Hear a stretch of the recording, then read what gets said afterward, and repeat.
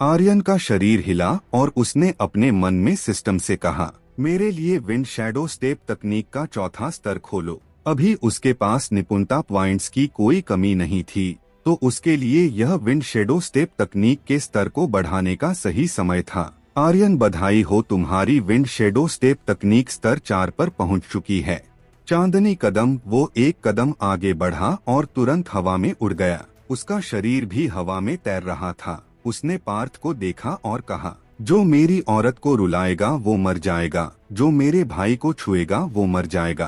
पार्थ के बोलने का इंतजार किए बिना आर्यन के शरीर से शक्तियां बाहर निकली और सीधे अपनी शक्तियों को अपने चरम पर पहुंचा दिया। फिर उसने ड्रैगन स्लेयर तकनीक का इस्तेमाल किया। त्वचा खोल। इसके तुरंत बाद आर्यन का शरीर गायब हो गया। फिर वो पार्थ के सिर के ऊपर दिखाई दिया। उसने ड्रैगन स्लेयर को दोनों हाथों से उठाया, जिससे खूनी शक्तियां निकल रही थी, और एक लाल चांद की रोशनी के साथ सीधे पार्थ के सिर पर वार किया। पार्थ को इससे कोई फर्क नहीं पड़ा और उसने हंसते हुए कहा, कचरा सिर्फ एक कचरा है। तुम एक गॉड स्टेज ब्लेड की पूरी शक्तियों को भी जारी नहीं कर सकते। तुम्हें चुल्लू भर पानी में डूब के मर जाना चाहिए। इसके बाद उसका शरीर हिला और ड्रैगन स्लेयर के वार के खुद से टकराने से पहले ही उसने अपनी एक उंगली हिलाई। उसकी उंगलियों से एक बर्फीली तलवार निकली और ऊपर आकाश की ओर बढ़ी और एक चाल के साथ सीधे आर्यन की छाती पर लगी।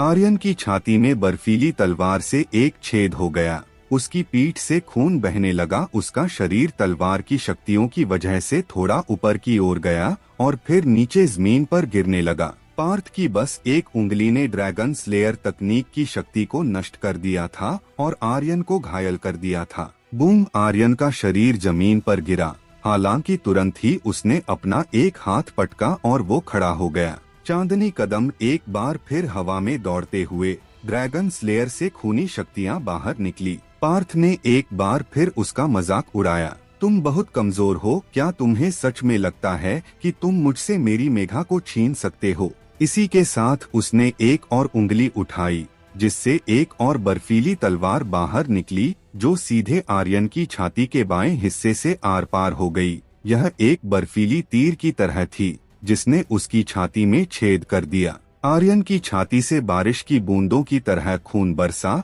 और उसका शरीर एक बार फिर हवा से सीधे जमीन पर आकर गिरा। उनकी शक्तियों के बीच अंतर बहुत बड़ा था। वो केवल एक युद्ध राज था, जबकि पार्थ कम से कम एक लेवल 8 का युद्ध सम्राट था। अगर लेवलों के अंतरों को लगाया जाए तो यह लगभग 25 लेवलों का अंतर था। वो इतने बड़े अंतर के साथ कैसे किसी से मुकाबला कर सकता था? हालांकि आर्यन ने अभी भी हार नहीं मानी। वो बहुत बुरे मूड में था। भले ही उसका पूरा शरीर खून से लथपथ था, फिर भी वो बिना किसी और चीज की परवाह किए रेंगते हुए आगे बढ़ रहा था। मुकाबले के वक्त एक हथियार जरूरी होता था, लेकिन शक्तियां उससे भी कहीं ज्यादा जरूरी होती थी। अगर शक्तियों के स्तरों में अंतर बहुत बड़ा होता तो यह कहीं से भी एक बराबरी का मुकाबला नहीं होगा और कम शक्तियों वाला योद्धा मारा जाएगा। आर्यन के सभी हमलों को पार्थ ने नष्ट कर दिया था। वो उसके सामने बहुत ज्यादा कमजोर था। हालांकि अगर बात उसके भाई के घायल होने की और एक लड़की के रोने की हो तो वो हार कैसे मान सकता था? भले ही वो जानता था कि वो जीत नहीं सकता, तो क्या अगर वो मर भी जाता है तो भी उसे इससे कुछ फर्क नहीं पड़ने वाला था। आर्यन आगे बढ़ता रहा। उसके हाथों की शक्ति थोड़ी भी कमजोर नहीं हुई। उसकी आंखें खून से लथपथ थीं और वो पागलपन से आगे बढ़ रहा था। ड्रैगन स्लेयर जमीन पर घिसटते हुए पीछे चिंगारी छोड़ रहा था। रुद्रदेव ने गहरी आवाज में कहा, बच्चे, तुम्हारी शक्तियों में उथल पुथल मची हुई है और तुम बुरी तरह से घायल हो। तुम उसका मुकाबला नहीं कर सकते। तुम्हें रुकना चाहिए। रुको रुको, भागो मत, तुम मारे जाओगे। रुद्रदेव के बोलने का इंतजार किए बिना आर्यन ने भारी मन से कहा, मैं तुम नहीं हूँ। कुछ चीजें हैं जो मुझे पता है कि मैं नहीं कर सकता, लेकिन भले ही मैं मरूं, मैंने कभी हार मानना नहीं सीखा। मुझे अभी भी लड़ना है। रुद्रदेव की बातों को नजरअंदाज करते हुए उसने आगे बढ़ना जारी रखा। इस बार उसने अजय ढाल को भी सक्रिय कर दिया था। पार्थ उसके शरीर पर अजय ढाल को देख सकता। उसने उंगली उठाई और एक हंसी के साथ कहा, तोड़ दो। उसकी उंगली से एक बार फिर एक तलवार निकली जो सीधे अजय ढाल को छेद कर उसकी छाती में घुस गई, लेकिन इस बार आर्यन नीचे नहीं गिरा। इसके बजाय वो जबरदस्ती अपनी जगह पर खड़ा रहा और ड्रैगन स्लेयर से वापस पार्थ पर हमला किया। हालांकि पार्थ ने उसके इस वार से बचना भी सही नहीं समझा और अपनी जगह से बिना हिला ही उसने उसके हमले को एक उंगली से रोक दिया। फिर उसने हंसते हुए कहा, क्या तुम बस इतना ही कर सकते हो? कुत्ते, तुम मुझे छू भी नहीं सकते। आर्यन के हाथों में ड्रैगन स्लेयर बुरी तरह से कांपने लगा, हालांकि उसने इसे कसकर पकड़े रखा। फिर वो कुछ कदम पीछे हटा और विंड शैडो स्टेप तकनीक के चांदनी कदम को इस्तेमाल कर हवा में एक छलांग लगाई। इसके बाद उसके दाहिने हाथ से भारी मात्रा में शक्तियां निकलने लगी। फिर उसने पहाड़ तोड़ मुक्के की शक्तियों को भी बाहर निकाला। सोलस्टम तकनीक सक्रिय होने की वजह से इनकी शक्तियां दोगुनी हो गई।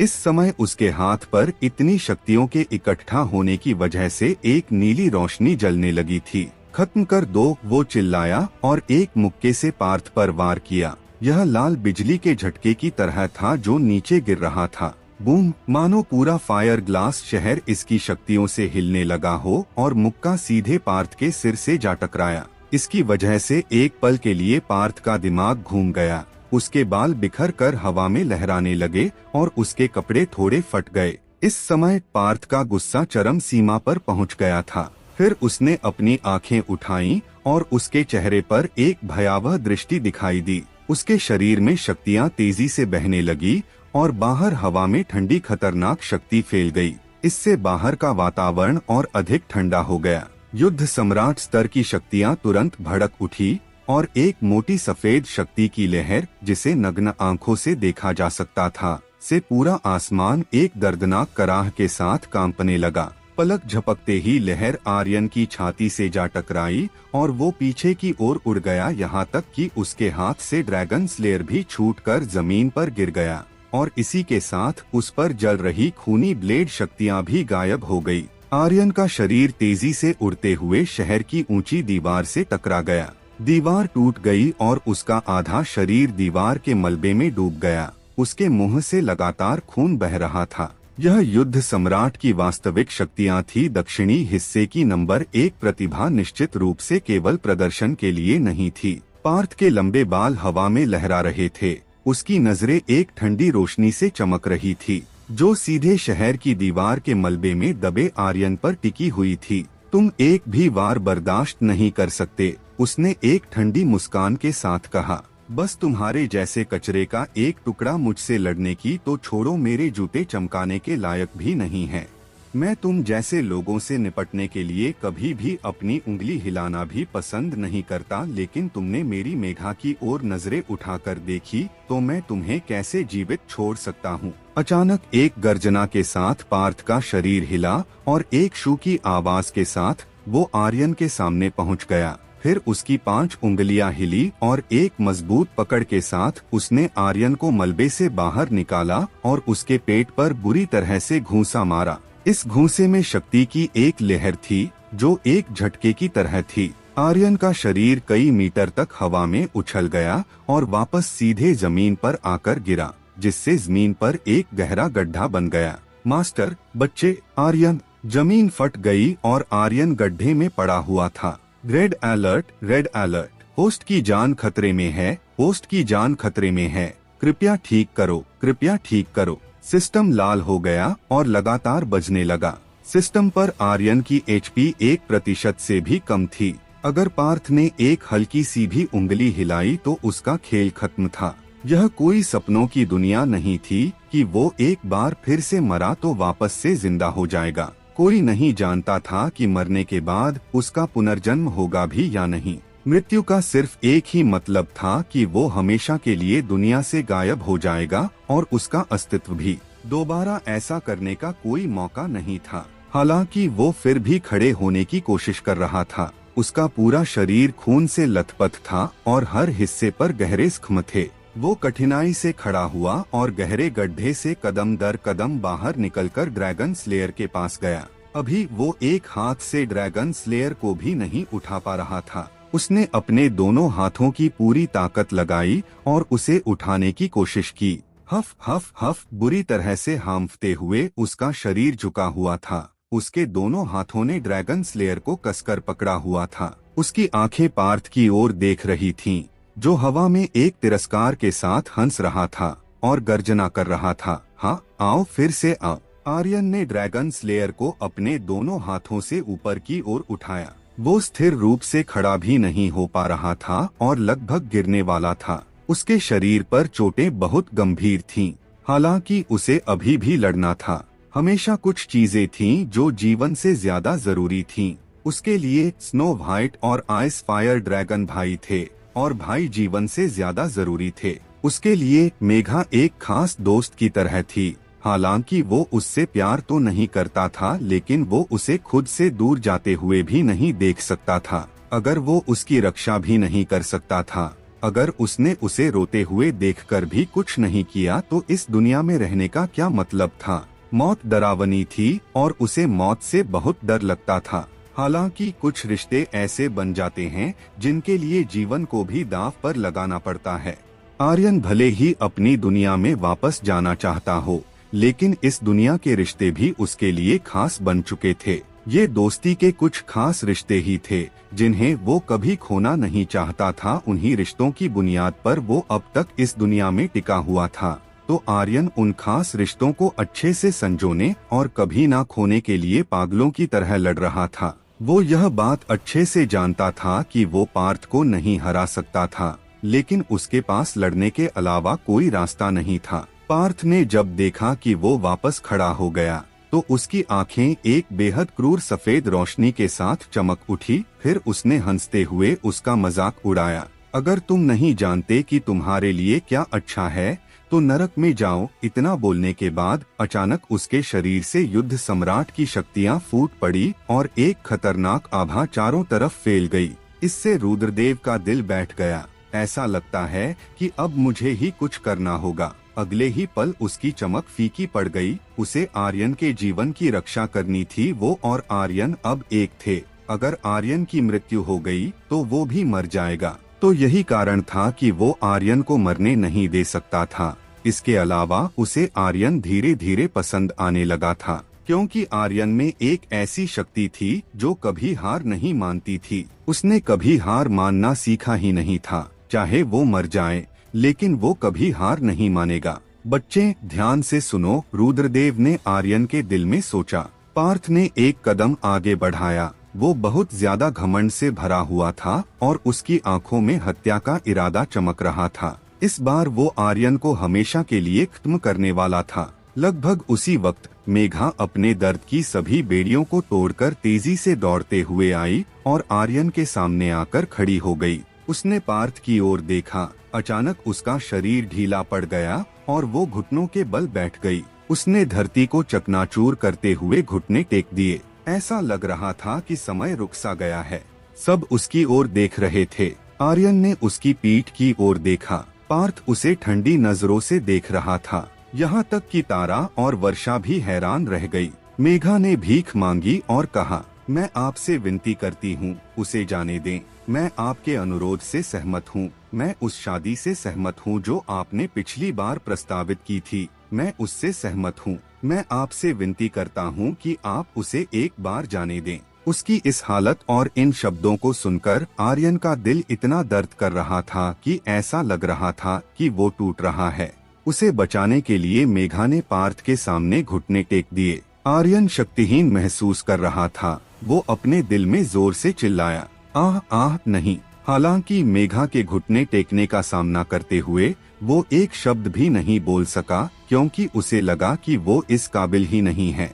वो एक विकलांग की तरह था जो शरीर होने के बावजूद अपनी खास लड़की की रक्षा नहीं कर सका और उसको उसके सामने घुटने टेकने के लिए भी मजबूर होना पड़ा। इससे वो बहुत असहज महसूस कर रहा था। क्यों? मैं इतना शक्तिशाली क्यों नहीं हूँ? मैं इतना कमजोर क्यों हूँ? क्यों? आर्यन का दिल बुरी तरह से गर्जना कर रहा था। वो गुस्से में था। वो बेहद दर्द में था। यह भावना उसे मारने से भी अधिक असहनीय थी। रुद्रदेव ने अपनी शक्तियों को थोड़ा कम कर लिया और धीरे धीरे वापस ले लिया। एक पल पहले उसने इरादा कर लिया था कि वो आर्यन को बचा लेगा, लेकिन अब वो दिल से मेघा की प्रशंसा कर रहा था। यह उसके इतिहास में पहली बार था जब उसने किसी महिला की प्रशंसा की थी। उसी समय पार्थ ने अपने मन में सोचा, यह झटका उसके लिए ज्यादा बुरा भी नहीं है। दरअसल आर्यन की तुलना में पार्थ का दिल और भी अधिक असहज था। उसने आर्यन के खिलाफ जीत हासिल की थी। उसने आर्यन को मजबूती से कुचल दिया था, लेकिन वो फिर भी हार गया। मेघा ने वास्तव में आर्यन के लिए उसके सामने घुटने टेके थे। वो पूरी तरह से हार गया था। यह उसके लिए अतुलनीय रूप से असहज था। हालांकि सतह पर पार्थ ने अपने चेहरे पर एक मुस्कान दिखाते हुए कहा, मेघा, यह तुमने खुद कहा है। मेघा ने कहा, मैंने यह कहा, मैं सहमत हो गई। पार्थ, मैं आपसे विनती करती हूँ कि आप उसे एक बार छोड़ दें। मैं आपसे शादी करने को तैयार हूँ। ठीक है। पार्थ के दिल में गुस्सा बढ़ गया, लेकिन फिर भी वो मुस्कुराया और उसका चेहरा अतुलनीय गर्व से भर गया। युद्ध सम्राट की शक्तियाँ अचानक पीछे हट गई। वो मेघा के सामने चला गया और अपना हाथ बढ़ाया। मेघा का शरीर कांप रहा था। उसने पार्थ का हाथ पकड़ लिया और धीरे धीरे बिना पीछे मुड़े खड़ी हो गई। उसने पीछे मुड़कर देखने की हिम्मत नहीं की। वो आर्यन को देखने से भी डर रही थी। पार्थ ने गर्व से आर्यन की ओर देखा और कहा, आज तुम खुद को भाग्यशाली समझ सकते हो। हाँ हाँ हाँ, तुम जैसा कचरा वास्तव में मुझसे मेरी महिला को छीनने चला था। हाँ हाँ हाँ, कचरा। पार्थ बहुत ज्यादा खुश था। उसकी आंखें उपहास और तिरस्कार से भरी हुई थीं। आर्यन ने उसे देखा, लेकिन वो कुछ नहीं कर सकता था। वो बस इतना कर सकता था कि मेघा के हाथ को उसके हाथ में देख सकता था। इस तरह की भावना मरने से भी बदतर थी। वो बहुत मुश्किल से इसे सह पा रहा था। हाँ हाँ हाँ हाँ हाँ हाँ हाँ हाँ हाँ, पार्थ उन्मादी ढंग से हंसा। उसने मेघा का हाथ पकड़ लिया और धीरे धीरे शहर से बाहर चला गया। शुरू से अंत तक मेघा ने पीछे मुड़कर नहीं देखा। फायर ग्लास शहर के ऊपर आसमान में पार्थ की जंगली हंसी अभी भी गूंज रही थी। आर्यन वहाँ खड़ा था और देख रहा था। उसकी आंखें आग उगल रही थीं। उसका शरीर बिना रुके कांप रहा था। अब उसे खुद से नफरत हो गई थी, क्योंकि वो एक लड़की की रक्षा भी नहीं कर सका। धीरे धीरे मेघा और पार्थ की आकृतियां भारी बर्फ में गायब हो गईं। आर्यन का शरीर भी बर्फ की एक मोटी परत से ढका हुआ था। उसका चेहरा पीला पड़ गया था और उसकी आंखें मृत अवस्था में थीं। अचानक आर्यन ने अपने चेहरे पर घूंसा मारा और आसमान की ओर चिल्लाते हुए कहा, मैं बेकार हूँ। तारा ने दौड़कर आर्यन को गले लगा लिया। उसके आंसू लगातार बहते रहे। आर्यन, ऐसा मत करो, ऐसा मत करो, ऐसा मत करो। वाह वाह। वो अपनी आँखों से रो रही थी। उसने सब कुछ देखा था। आर्यन ने मेघा की रक्षा के लिए अपनी जान जोखिम में डाल दी थी, लेकिन पार्थ बहुत शक्तिशाली था। इस तरह की ताकत कुछ ऐसी थी जिसे आर्यन वर्तमान में हिलाने में असमर्थ था। आर्यन के दिल से खून बह रहा था और उसके भी। वर्षा भी भागते हुए आगे आई और कहा, आर्यन, ऐसा मत करो। तुम पहले ही अपनी पूरी कोशिश कर चुके हो। मेघा ने यह सब देखा है। उसने मुझसे पहले कहा था कि तुम उसके जीवन की सबसे भाग्यशाली चीज हो। आर्यन का शरीर कांप रहा था। अचानक वर्षा के दिमाग में कुछ आया और उसने तुरंत कहा, आर्यन, क्या तुम मेघा को वापस पाना चाहते हो? तारा हैरान रह गई और कुछ दोष के साथ कहा, बड़ी बहन, आर्यन पहले से ही इस हद तक घायल है और आप अभी भी चाहती हैं कि वो पार्थ के साथ लड़े। वर्षा ने आर्यन को भारी नजरों से देखा और उससे कहा, आर्यन, तुम्हें क्या हो गया है? तुम कब से एक लड़की की तरह रोने लगे? जब तुमने आदमखोर किंग कॉन्ग एप का सामना किया तो तुमने तब भी हार नहीं मानी थी। जब तुमने सर्वजीत सिंह का सामना किया तो तुमने तब भी हार नहीं मानी थी। जब तुमने शाही परिवार का सामना किया तो तब भी तुमने हार नहीं मानी थी। तुम आर्यन हो जो एक ड्रैगन की सवारी करता है, लेकिन अब तुम्हें क्या हो गया है? वो आर्यन कहाँ है? क्या तुम इस छोटे से झटके को भी बर्दाश्त नहीं कर सकते? मैं तुमसे फिर से पूछती हूँ, क्या तुम मेघा को वापस छीनना चाहते हो? वर्षा ने एक एक शब्द सीधे उसकी आंखों में देखते हुए कहा, तुम्हें बस जवाब देने की जरूरत है कि तुम चाहते हो या नहीं। आर्यन की नजरें भयावह हो गईं और वो लगभग जोर से चिल्लाया, हाँ हाँ, वो चाहता था। अगर उसके पास ताकत होती तो वो अभी बाहर निकलने का रास्ता बंद कर देता। अगर उसे फिर से अपनी जान जोखिम में डालनी पड़ी तो भी वो ऐसा ही करेगा। वर्षा की नजर काली हो गई और उसने कहा, तो फिर ध्यान से सुनो, मेघा और वर्षा की शादी उसी समय तय हो गई थी जब वो पैदा हुए थे। हालांकि मेघा कभी भी सहमति नहीं दी और हमेशा इसका विरोध किया है। इस बार फायर ग्लास शहर में आने का कारण यह भी है कि वो पार्थ से बचना चाहती थी ताकि वो कुछ समय के लिए उससे दूर रह सके, लेकिन अब उसने सहमति दे दी है, जिसका मतलब है कि उनकी शादी 3 साल में हो जाएगी। अब से 3 साल बाद नए साल का पहला दिन उनकी शादी का दिन होगा। क्या तुम्हें मेरी बात अच्छे से सुनाई दे रही है? 3 साल, तुम्हारे पास बस 3 साल का समय है। अगर तुम 3 साल के भीतर मेघा को नहीं बचा सके तो न केवल वो बल्कि मैं भी जीवन भर तुमसे नफरत करूंगी। वर्षा की अभिव्यक्ति अतुलनीय रूप से दबंग थी और उसने कहा, मैं मेघा को ऐसे व्यक्ति से शादी करते हुए नहीं देखना चाहती जिसे वो पसंद नहीं करती है।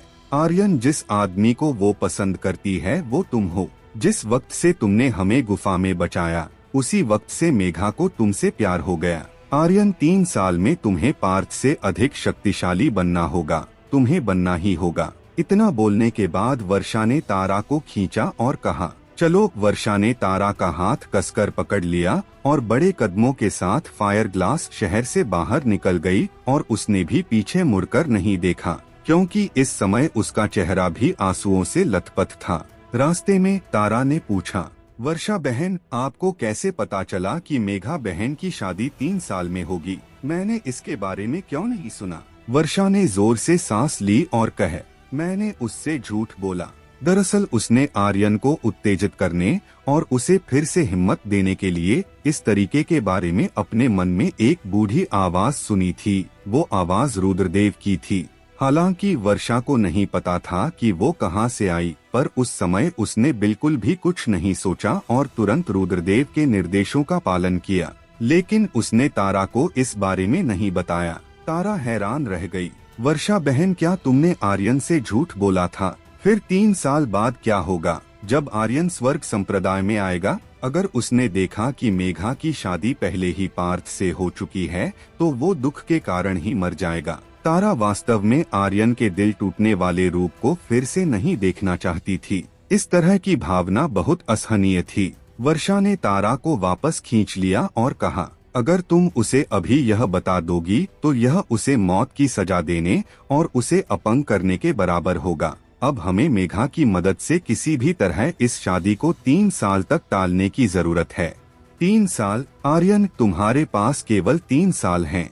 तुम्हें मजबूत बनना होगा। भारी बर्फ के बीच में वर्षा ने दूर फायर ग्लास शहर को देखने के लिए अपना सिर घुमाया और कहा, आर्यन, हम स्वर्ग संप्रदाय में तुम्हारा इंतजार करेंगे, तुम्हें आना ही होगा। सिंह परिवार आर्यन का आंगन। कई हकीम अंदर बाहर आ रहे थे।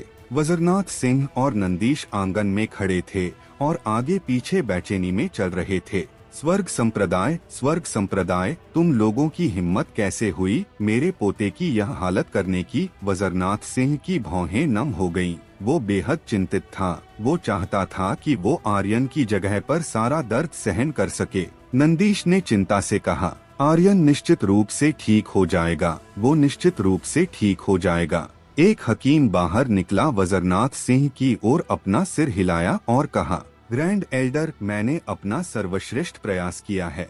यंग मास्टर की चोटें बहुत गंभीर हैं। हमने वास्तव में अपना सर्वश्रेष्ठ प्रदर्शन किया। कुछ शाही हकीम भी सिर हिलाते हुए बाहर निकले। यंग मास्टर के शरीर को स्वॉर्ड एनर्जी द्वारा छेदा गया है, इस तथ्य को जोड़ते हुए कि उनकी नसें और पंसलियां टूट चुकी हैं और उन्हें युद्ध सम्राट की शक्ति द्वारा कुचला गया है।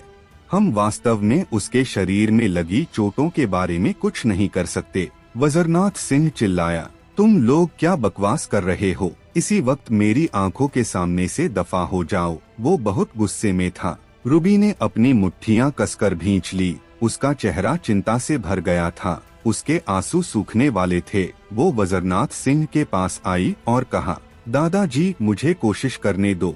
वज्रनाथ सिंह की अनुमति का इंतजार किए बिना वो तुरंत आर्यन के कमरे में गई। वाणी भी उसके पीछे गई।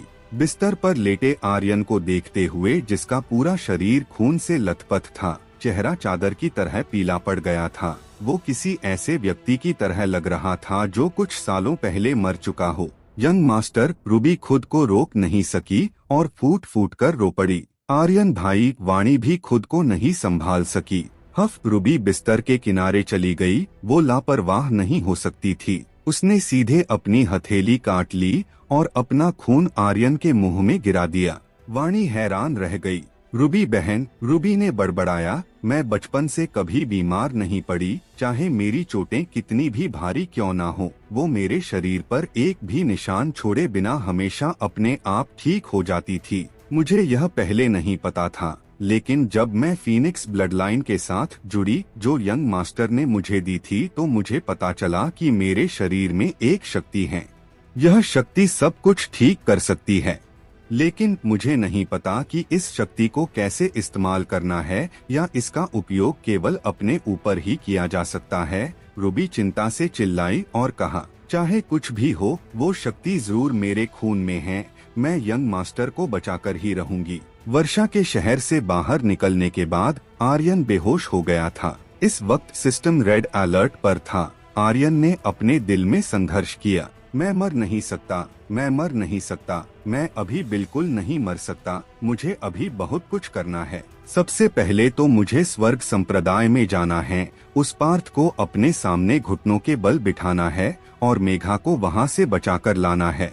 मैं मर नहीं सकता, मुझे अभी जीना ही होगा। उसने अपनी पूरी ताकत से विरोध किया। यह देखकर कि उसके पास एचपी के केवल कुछ अंक बचे हैं, आर्यन बहुत घबरा गया था। वो पहले कभी इतना नहीं घबराया था। पार्थ का सामना करते वक्त भी वो इस तरह से नहीं घबराया था। जब वो लगभग निराशा में डूबकर हार मानने ही वाला था, अचानक उसके मुंह में कुछ नमकीन सा महसूस हुआ और उसी समय सिस्टम की आवाज सुनाई दी, आर्यन बधाई हो, तुम्हें खूनी हॉली स्पिरिट मिली है। एचपी फिर से फुल हो चुकी हैं। आर्यन, क्या तुम खूनी हॉली स्पिरिट को फ्यूज करना चाहते हो? आर्यन ने इसके बारे में ज्यादा नहीं सोचा और तुरंत कहा, फ्यूज। उसी समय रुद्रदेव, जो आर्यन की पंसलियों में था, भी हैरान रह गया। तुरंत उसने इस विचार के साथ आर्यन को एक ध्वनि संदेश भेजा, जिसमें कहा गया था कि यह एक सेंट बॉडी का ब्लड है। मैंने कभी नहीं सोचा था कि यहाँ एक सेंट बॉडी कल्टीवेटर होगा। तुम अपने शरीर को काबू मत करो, यह मुझ पर छोड़ दो। मैं तुम्हारे शरीर को एक लेवल तक ऊपर उठाना चाहता हूँ। जैसे ही उसने बोलना खत्म किया, आर्यन की पंसलियों से एक खतरनाक शक्ति बाहर निकली, जो शक्तियों के रास्ते से होते हुए आर्यन के अंगों, हड्डियों और उसकी त्वचा के हर इंच में बह गई। इसके तुरंत बाद उसने खूनी हॉली स्पिरिट को जल्दी से रिफाइन और अवशोषित कर लिया, जो आर्यन ने अभी अभी अपने शरीर में फ्यूज की थी। इससे उसका शरीर हिंसक रूप से संघर्ष करते हुए कांपता रहा। आर्यन की त्वचा का एक एक इंच बदल रहा था। उसके शरीर की ताकत भी तेजी से बढ़ रही थी। धीरे धीरे कम होने से पहले यह तीव्र परिवर्तन पूरे आधे घंटे तक चला। असंख्य परिवर्तनों के गायब होने के बाद सिस्टम की आवाज बजने लगी, आर्यन खूनी हॉली स्पिरिट को फ्यूज करने पर लेवल 1 सेक्रेड बॉडी प्राप्त करने के लिए बधाई। लगभग उसी समय रुद्रदेव ने बहुत जोर लगाया। अभी अभी उसने अपनी पूरी अंदरूनी शक्तियों को जारी कर दिया था। इससे उसकी हालत बहुत ज्यादा खस्ता हो गई और उसने कमजोर आवाज में कहा, बच्चे, हूँ हम कामयाब रहे। अब तुम्हारे पास निचले स्तर की एक सेक्रेड बॉडी है। तुम्हारे शरीर की रक्षा शक्तियाँ बहुत ज्यादा मजबूत हो चुकी हैं। अब तुम्हें केवल अपनी सेक्रेड बॉडी को धीरे धीरे कल्टीवेट करने की जरूरत है।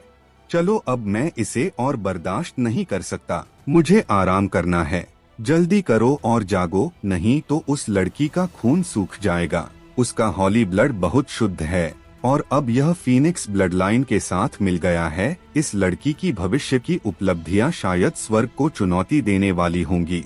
फिर रुद्रदेव की आवाज पूरी तरह से उसकी पंसलियों की गहराई में कहीं गायब हो गई। उसी पल आर्यन अचानक बैठ गया और अपनी आंखें खोली। रूबी के पीले चेहरे को देखकर और उसे अपना खून लगातार निचोड़ते हुए देखकर उसने तुरंत कहा, रूबी, मेरा काम पूरा हो गया है। रूबी के होंठ फीके पड़ गए और उसने एक बेहद प्यारी सी मुस्कान के साथ कहा, यंग मास्टर, आप आखिरकार ठीक हो गए। मुझे पता था कि तुम ठीक हो जाओगे। इसके बाद वो बेहोश हो गई। आर्यन ने तुरंत चिल्लाते हुए कहा, जल्दी से खून भरने वाली कुछ गोलियां लाओ। अगर रूबी लगातार उसे अपना खून नहीं पिलाती, यहाँ तक कि पूर्वज रुद्रदेव की मदद के साथ वो इसे अपने शरीर के साथ एक भी नहीं कर पाता। उसकी हालत इतनी गंभीर थी, लेवल 1 की सेक्रेड बॉडी को फ्यूज करना और भी असंभव था। आधे घंटे बाद रूबी भी जाग गई। उसके होश में आते ही आर्यन ने उसे देखा और कहा, तुम सच में पागल हो। रूबी मुस्कुराई। वो अभी भी उस शरारती और प्यारी सी छोटी नौकरानी की तरह थी और कहा, यंग मास्टर, मैं पागल बनने को तैयार हूँ, मैं पागल बनने को तैयार हूँ। हे ही। फिर वो तीनों बाहर आ गए। वज्रनाथ सिंह ने उनका स्वागत किया। आर्यन ने लोगों से भरे आंगन को देखा तो उसने हल्के से मुस्कुराते हुए कहा, मेरी वजह से आप सभी लोगों को परेशानी हुई। मैं आप लोगों का बहुत आभारी हूँ। चिंता मत करो, मैं ठीक हूँ। नववर्ष की पूर्व संध्या, आतिशबाजी से आसमान भर गया और खुशियाँ चारों तरफ बिखरी हुई थी। सिंह राजवंश की स्थापना के बाद से यह पहला नया साल था और पूरा साम्राज्य जयकारों से भरा हुआ था। रूबी, तुम्हें अपना ख्याल रखना होगा और अधिक शक्तिशाली बनना होगा। वाणी, तुम्हें भी अपना ख्याल रखना होगा और हमेशा मजबूत बनने की कोशिश करना। हाँ, लेकिन शरारत मत करना। और तुम छाया, तुम हमेशा अंधेरे में रही हो, तुम्हें भी और अधिक शक्तिशाली बनना है। मैं जा रहा हूँ। मैं 3 साल में वापस आ जाऊंगा। फिर मैं उस लड़की को वापस लेने जाऊंगा जो मेरी है। तुम सभी अपना अच्छे से ख्याल रखना। आर्यन अपने पीछे एक पत्र और आइस फायर ड्रैगन के खून से भरा एक घड़ा छोड़ गया, जिसे रूंस से सील कर दिया गया था। इतना ड्रैगन ब्लड सिंह परिवार के शिष्यों के लिए काफी था। वो वहाँ से जाना चाहता था, उसे जाना ही पड़ा, क्योंकि उसकी कल्टीवेशन दूसरों से अलग थी। उसे शक्तियाँ बढ़ाने के लिए डिमस को मारने की जरूरत थी। अगले 3 वर्षों में वो निश्चित रूप से खुद को मजबूत बनाने की पूरी कोशिश करेगा। वो पार्थ को कुचलना चाहता था और वो चाहता था कि मेघा फिर कभी न रोए। आर्यन ने उनको अलविदा कहने की हिम्मत नहीं की, क्योंकि उसे डर था कि वो उनसे अलग नहीं हो पाएगा। पहाड़ के पीछे आर्यन ने आइस फायर को थपथपाया और कहा, चलो, हमारा लक्ष्य फायर ग्लास पर्वत श्रृंखला है। आइस फायर अपने पंखों की एक फड़फड़ाहट के साथ आकाश में उड़ गया और तुरंत बादलों में गायब हो गया। आइस फायर की पीठ पर खड़े होकर और पूरे फायर ग्लास शहर को नीचे देखते हुए आर्यन ने गुप्त रूप से अपने दिल में कसम खाई और कहा, मेरा इंतजार करना, मैं जरूर वापस आऊंगा। इसी के साथ आइस फायर ड्रैगन ने फायर ग्लास पर्वत श्रृंखला की ओर उड़ान भरी। मार डालो, उनमें से किसी को भी जिंदा मत छोड़ो। फायर ग्लास पर्वत श्रृंखला की गहराई में आर्यन जोर से चिल्लाया। आइस फायर और स्नो व्हाइट आसपास के सभी डिमंस को कुचलते हुए चल रहे थे। आर्यन ने एक हाथ से ड्रैगन स्लेयर को पकड़ रखा था और उसका शरीर लगातार बदल रहा था। ड्रैगन सालियर तकनीक, ड्रैगन कट। एक ही झटके में डीमन बीस्ट के एक समूह को मार दिया गया। टोडिंग स्किल, स्वर्गीय 9 तलवारें, पहाड़ तोड़ मुक्का। स्प्लिटिंग पल्स तकनीक। आर्यन हर बार डीमन बीस्ट के एक बड़े समूह को मारने के लिए अपनी एक तकनीक का इस्तेमाल कर रहा था। उसने ट्रयू एनर्जी के खत्म होने की भी परवाह नहीं की थी। फायर ग्लास पर्वत श्रृंखला की गहराई में डीमन बीस्ट के बीच भगदड़ मची हुई थी, जिनका एक इंसानी लड़का, एक ड्रैगन और एक सफेद भेड़िया पूरे पहाड़ पर पीछा कर रहे थे। यहाँ तक कि लेवल 5 के डिमन बीस्ट भी भाग रहे थे और डर से उनका शरीर बुरी तरह से कांप रहा था। पूरे 1 महीने बाद, आर्यन, बधाई हो, तुम्हारा एक लेवल बढ़ गया है। वर्तमान स्तर युद्धराज लेवल 3। फिर थोड़ी देर बाद आर्यन ने अपने दिमाग में सिस्टम के पारदर्शी पर्दे पर अपनी विशेषताओं की जांच की। होस्ट आर्यन, तरह युद्धराज लेवल 3। स्किल, टोडिंग कौशल लेवल 3, ड्रैगन स्लेयर तकनीक लेवल 3, स्वर्गीय 9 तलवारें लेवल 1, पहाड़ तोड़ मुक्का level 4, wind shadow step level 4। Striking मूल्य 100 पॉइंट्स, लक मूल्य 10 पॉइंट्स, सिस्टम पॉइंट्स 39,000। युद्ध pet, snow white divine beast level 3, ice fire divine beast level 6 की एक्सपी। पॉइंट्स की लंबी कतार को देखते हुए आर्यन ने अपनी मुट्ठी कसकर भींच ली। 1 महीना। आर्यन, तुम 1 महीने में सिर्फ 1 लेवल बढ़ा पाए हो, और यह तब है जब तुम सिर्फ एक युद्धराज हो। अगर तुम एक युद्ध बुजुर्ग या युद्ध सम्राट होते तो क्या तुम 10 महीनों में 1 लेवल बढ़ाते? आर्यन खुद से बहुत ज्यादा नाखुश था। उसके लिए इस तरह लेवल बढ़ाने की गति बहुत धीमी थी। हालांकि दूसरों के लिए इस तरह की गति कुछ ऐसी थी जिसके बारे में वो सपने में भी नहीं सोच सकते थे। युद्धराज के प्रत्येक लेवल को पार करने के लिए बहुत ज्यादा समय की जरूरत होती थी, और इसके लिए एक योद्धा के पास प्रतिभा भी होनी चाहिए। यहाँ तक कि एक अद्वितीय प्रतिभा के लिए भी 1 महीने में 1 लेवल पार करना मुश्किल होगा। अगर ऐसा ही चलता रहा तो मैं युद्ध सम्राट स्तर तक कब पहुँच पाऊंगा? यहाँ तक कि अगर मैं युद्ध सम्राट बन भी गया तो क्या इतने समय में शायद पार्थ और भी अधिक शक्तिशाली बन जाएगा? नहीं नहीं, आर्यन ने गर्जना की और एक पागल की तरह घने जंगल में भाग गया और पागलपन से डिमन बीस्टों को मारने लगा। इस महीने वो ना तो सोया और ना ही उसने आराम किया। केवल डिमोन बीस्टों को मारने के अलावा उसने कोई काम नहीं किया। उसका रुकने का कोई इरादा नहीं था। उसका पूरा शरीर डिमन बीस्टों के खून से भीगा हुआ था। उसके लंबे बाल बिखरे हुए थे और उसके कपड़े पेड़ की शाखाओं से फटे हुए थे। वो एक जंगली की तरह लग रहा था। पार्थ की युद्ध सम्राट की शक्तियों के बारे में सोचते हुए आर्यन ने अपने दिल में बेहद नाखुश महसूस किया। आधा महीना और बीत गया। उसके EXP पॉइंट्स में काफी बढ़ोतरी हुई। आर्यन रुक गया क्योंकि उसने पाया कि उसके चारों ओर कई टूटी फूटी इमारतें थीं। वो सभी बहुत भव्य थी और सभी विशाल चट्टानों से तराशी गई थी। दूर दूर तक खंडर बन चुकी सैकड़ों इमारतें थी, मानो उस जगह पर कोई आपदा आई हो। अचानक आर्यन की भौहें कसने लगीं। क्या यह किसी अमर संप्रदाय का खंडहर हो सकता है?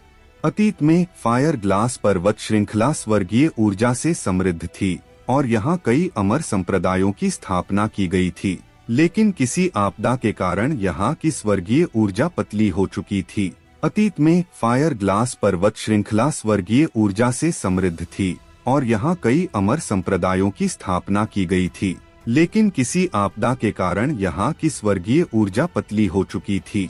तरंग महाद्वीप के इस दक्षिणी हिस्से में कुछ घटनाओं के कारण धीरे धीरे स्वर्गीय ऊर्जा कम होती जा रही थी। तरंग महाद्वीप के 5 महान क्षेत्रों में से दक्षिणी तरंग सबसे कमजोर था। स्वर्गीय ऊर्जा के लगातार कम होने की वजह से बहुत से अमर संप्रदायों के बीच अराजक युद्ध भी हुए। अंत में कई अमर संप्रदाय नष्ट हो गए और कई अमर संप्रदायों ने अन्य क्षेत्रों में प्रवेश करने के लिए दक्षिणी तरंग छोड़ दिया। फायर ग्लास पर्वत श्रृंखला का अस्तित्व असीम था। यह फायर ग्लास शहर के अलावा दर्जनों अन्य साम्राज्यों और कुछ संप्रदायों से भी जुड़ा हुआ था। पर्वत श्रृंखला में परीक्षणों के अलावा अनगिनत साहसिक दल भी थे जो अमर संप्रदाय के खंडहरों की खोज के लिए पहाड़ में प्रवेश करते थे। यह बताने की जरूरत नहीं है कि इन अमर संप्रदायों में कभी अनगिनत शक्तिशाली अस्तित्व हुआ करते थे और यही कारण था कि बहुत से योद्धा इनको खोजने फायर ग्लास पर्वत श्रृंखला में प्रवेश करते थे,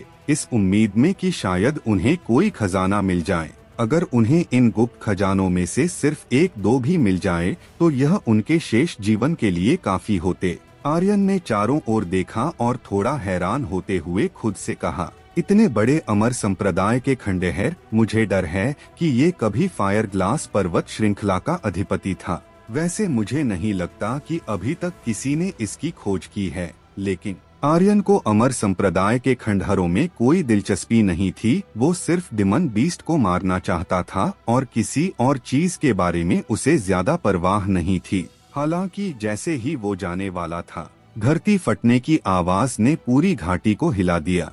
आर्यन से कुछ ही दूर समतल जमीन के एक टुकड़े पर एक बड़ा गड्ढा दिखाई दिया और एक मोटा आदमी गड्ढे से बाहर निकला। उसका चेहरा कीचड़ से ढका हुआ था और वो बहुत घबराया हुआ लग रहा था। हे भगवान, आपने मुझे लगभग अपने पास बुला ही लिया था, वो बुरी तरह से बड़बड़ाया। तुरंत वो गड्ढे से बाहर निकला और वहाँ से पागलों की तरह भागने लगा। उसी समय विशाल गड्ढे से एक गड़गड़ाहट की आवाज आई और एक मोटी दुष्ट आभा लगातार उभर रही थी। पैरों की आवाज भारी भरकम थी जैसे कि कोई सेना जमीन पर दौड़ रही हो। तभी एक तेज धमाके की आवाज के साथ एक डिमन बीस्ट, जिसका शरीर जंजीरों से ढका हुआ था, पूरे शरीर पर स्टील की सुइयों की तरह बाल थे और उसका रूप एक बेहद क्रूर भेड़िए की तरह था, लेकिन भेड़िया नहीं था। स्नो व्हाइट, क्या ये तुम्हारी बिरादरी का है? आर्यन ने इस तरह का भेड़िया पहले कभी नहीं देखा था। स्नो व्हाइट ने कहा, मास्टर, यह एक तरह का भेड़िया है जो कब्रों की रखवाली करने में माहिर है। यह मेरे जैसा नहीं है, आप इसे बिना किसी चिंता के मार सकते हैं। हालांकि यह बहुत खतरनाक है, आप ध्यान से इसके साथ पंगा लेना। खतरनाक? आर्यन मुस्कुराने लगा और अपने मन में सोचा, जितना अधिक खतरनाक होगा मुझे उतना ही अधिक पसंद है। जितना अधिक खतरनाक होगा एक्सपी पॉइंट्स उतने ही अधिक होंगे। वो मोटा इंसान भागते हुए चिल्लाया, कमीने, तुम अभी भी मेरा पीछा कर रहे हो? आखिर मैंने कौन सा तुम्हारा कर्जा नहीं चुकाया है जो तुम मेरा अभी भी पीछा नहीं छोड़ रहे हो? मुझे नाराज मत करो, वरना तुम्हें इसकी भारी कीमत चुकानी पड़ेगी। उसने कहा कि उसे भारी कीमत चुकानी पड़ेगी, लेकिन उसके पैर अभी भी बिना रुके तेजी से भाग रहे थे और वो चाहता था कि काश उसके पास पंख होते और वो उड़कर भाग पाता। अचानक भेड़िया का शरीर हिल गया और गर्जना करने लगा। उसके शरीर पर बंधी जंजीरों ने एक झंझनाहट की आवाज की और तेजी से उस मोटे की ओर बढ़ने लगी। मोटा दंग रह गया। मैं तुम्हारी दादी का पैर पोंछ दूंगा। मैं कसम खाता हूँ कि जब तक मैं जीवित रहूंगा मैं निश्चित रूप से वजन कम करूंगा। मैं स्वर्ग की कसम खाता हूँ कि मैं वास्तव में अपना वजन कम करूंगा। अगर आज वो किसी भी तरह बच जाता है तो उसका सबसे पहला लक्ष्य अपना वजन कम करना होगा, ताकि वो इस तरह की स्थिति में फंसने के बाद तेजी से भाग सकें। हालांकि जिस समय जंजीरें उस मोटे को पकड़ने वाली थी, उसी वक्त आर्यन ने अपनी शक्तियों को जारी किया और ड्रैगन स्लेयर को बाहर निकाला। सबसे पहले उसने विंड शैडो स्टेप तकनीक का इस्तेमाल कर टेलीपोर्ट का उपयोग किया और फिर ड्रैगन स्लेयर तकनीक के 7 कटों के साथ 280 कट उस भेड़िए के शरीर पर मारे। यह सब 1 सेकेंड के 10वें हिस्से से भी कम समय में हुआ। वो भेड़िया कुछ प्रतिक्रिया नहीं दे सका और पल भर में मारा गया। आर्यन, तुम्हें एक भेड़िए को मारने पर 10,000 एक्सपी पॉइंट्स, 800 ट्रयू एनर्जी पॉइंट्स और एक स्ट्राइकिंग मूल्य मिला है। आर्यन, बधाई हो, तुम्हें एक सॉल बंद चेन मिली है। 10,000 एक्सपी पॉइंट्स। आर्यन की आंखें कांप उठीं क्योंकि यह इस महीने में उसे मिले सबसे ज्यादा एक्सपी पॉइंट्स थे। इतने पॉइंट्स को देखते हुए उसकी आंखें चमक रही थी। फिर उसने अपने मन में सोचा, आखिर यह सॉल बंद चेन क्या चीज है? यह सोचते हुए उसने अपने दिमाग में सिस्टम के पारदर्शी पर्दे पर उसकी जांच की। वस्तुतः सॉल बंद चेन विवरण स्पिरिचुअल हथियार बनाने में काम आती है। विवरण 2 स्पिरिचुअल हथियार में सॉल को काबू करने वाली शक्ति का एक निशान रखती हैं। आर्यन ने सोचा, इसमें वास्तव में सॉल को काबू करने वाली शक्ति है। शायद यह भी कोई स्पिरिचुअल हथियार बनाने में मदद करने वाली चीज है। रुद्रदेव ने उदासीनता से कहा, यह एक साधारण वस्तु है, लेकिन इस वस्तु को बनाना बहुत मुश्किल है और इसे काबू करने के लिए बहुत ज्यादा अंदरूनी शक्तियों की जरूरत होती है। आर्यन उसकी बात सुनकर हैरान रह गया। बूढ़े रुद्रदेव ने कहा कि यह एक साधारण वस्तु थी जो निश्चित रूप से उसकी नजरों में एक अच्छी वस्तु थी। उसके साथ कुछ समय तक रहने के बाद आर्यन ने महसूस किया कि उसके शरीर में रहने वाला बूढ़ा आदमी सरल नहीं था। उसी समय एक मोटी आकृति आगे बढ़ी और आर्यन के पास आते हुए बोली, तुम बहुत सुंदर हो, मैं तुमसे शादी करना चाहता हूँ। उसके पास आने का इंतजार किए बिना आर्यन ने एक पैर उठाया और उसे एक जोरदार लात मारी। बूम! वो मोटा जमीन पर तेज धड़ाम की आवाज के साथ जाकर गिरा। हालांकि वो तुरंत उठ गया और अभी भी अपने चेहरे पर एक मुस्कान के साथ कहा, दोस्त, इससे कोई फर्क नहीं पड़ता कि तुम एक जंगली हो, एक महिला हो या एक पुरुष हो, मैं अब से तुम पर भरोसा करने जा रहा हूँ। हाय, आज से तुम इस लॉर्ड मोटे के मालिक हो। तुम जो कहोगे मैं उसे सुनूंगा। अगर तुम वेश्यावृत्ति करते हो तो मैं तुम्हारे लिए पहरा दूंगा। अगर आप युवा लड़कियों के साथ बिस्तर पर सोना चाहते हैं तो मैं आपके लिए उनका इंतजाम करूंगा। वो जैसे जैसे आगे बोलता गया उतना ही वो अजीबोगरीब हास्यास्पद बातें कर रहा था। अंत में उसकी बातों से परेशान होकर आर्यन ने सीधे कहा, अगर मैं गंदगी करता हूँ तो क्या तुम उसे पोंछने में मेरी मदद करोगे? गंदगी? ओह, यह सुनने में गंदा लगता है और मेरे लिए थोड़ा शर्मिंदगी भरा काम है। हालांकि मुझे इस तरह के काम करने का कोई शौक नहीं है, लेकिन अगर मैं कर सकता हूँ तो मैं कर दूंगा, मोटे ने गलत नजर से कहा। मैं आर्यन अवाक था। मोटा जल्दी से दौड़कर उसके पास आया। मास्टर, इस नाजीज को मोटू राम कहते हैं। आप मुझे मोटू भैंसा या मोटा तंदूर भी कह सकते हैं। आप मुझे कुछ भी कहकर पुकार सकते हैं। क्या मैं आपको सोचकर कुछ और नाम बताऊं? नहीं नहीं, आप ही कुछ सोचिए।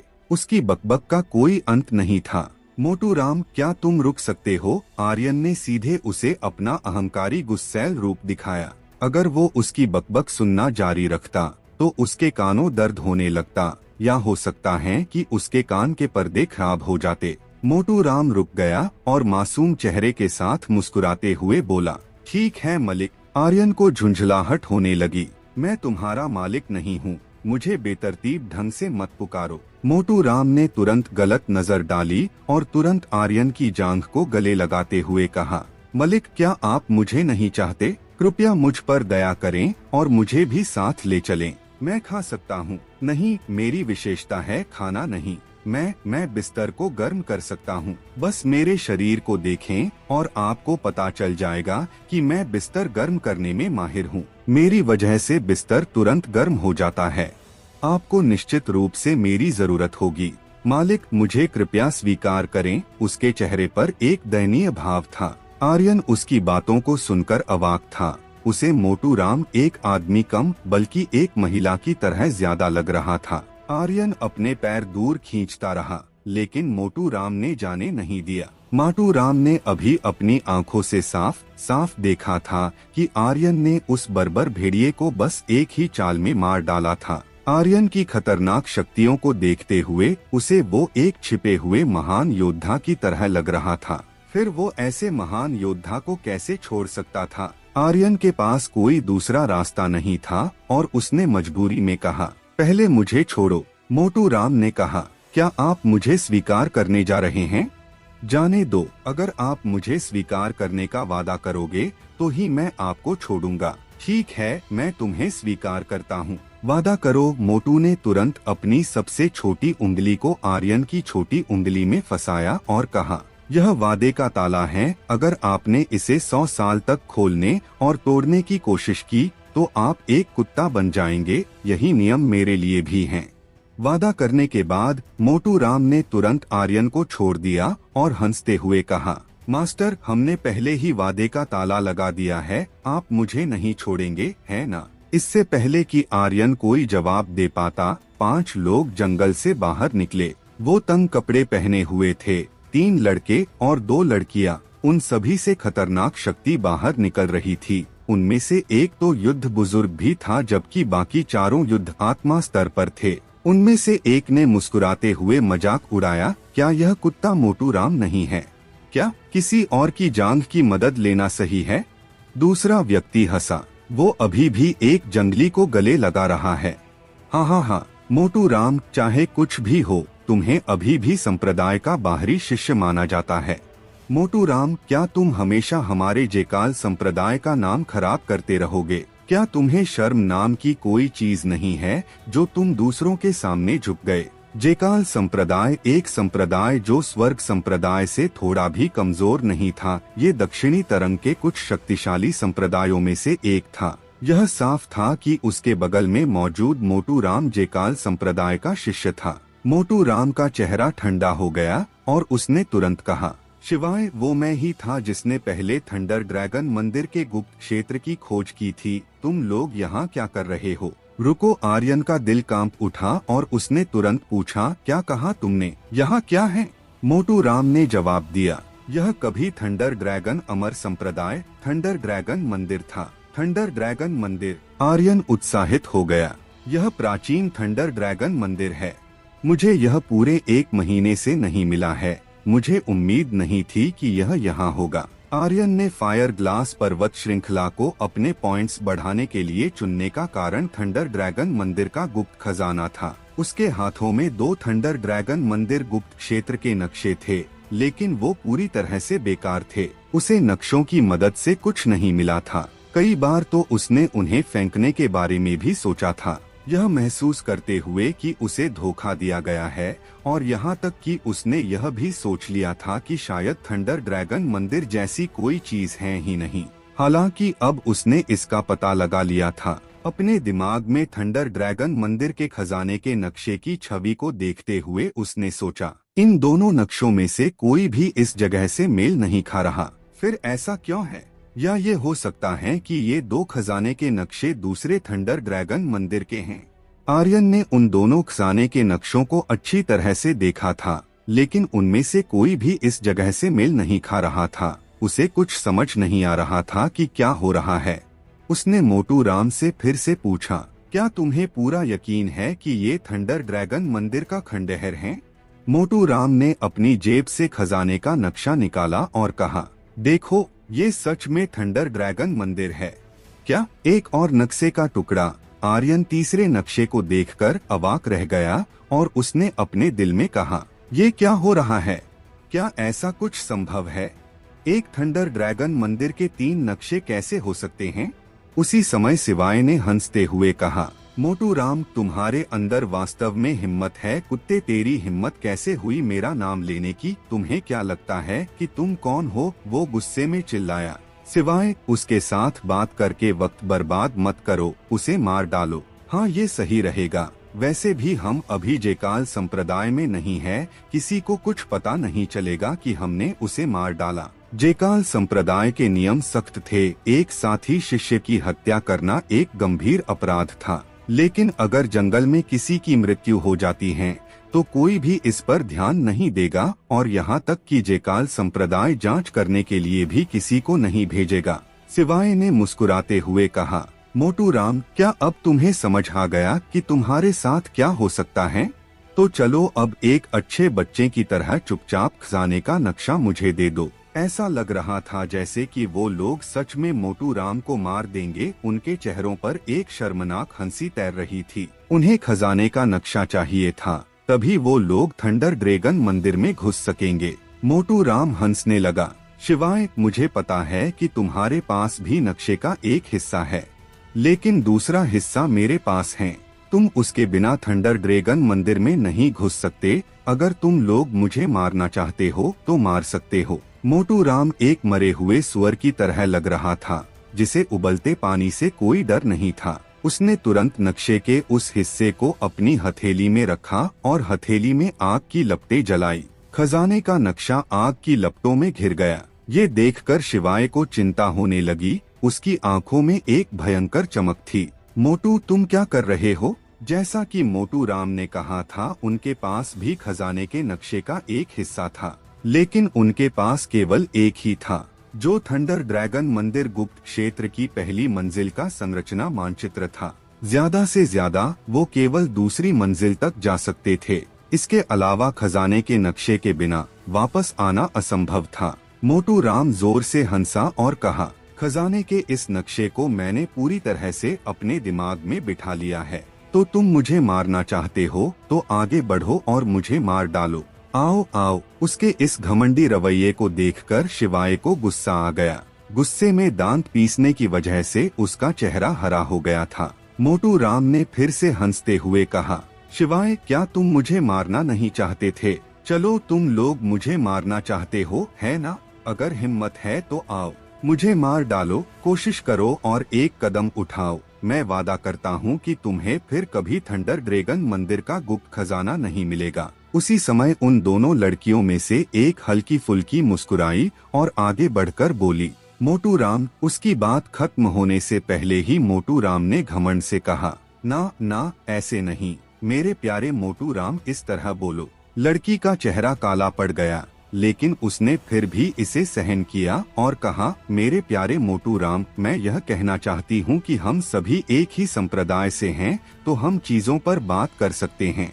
थंडर ड्रैगन मंदिर के गुप्त क्षेत्र को खोजना संप्रदाय के बाहरी हिस्से का सबसे कठिन मिशन है, लेकिन इसका पुरस्कार भी उतना ही अच्छा है। हमें इसे पूरा करने पर 10,000 अंक मिलेंगे, जिन्हें हम स्पिरिचुअल हथियारों या फिर किसी और खजाने के लिए बदल सकते हैं।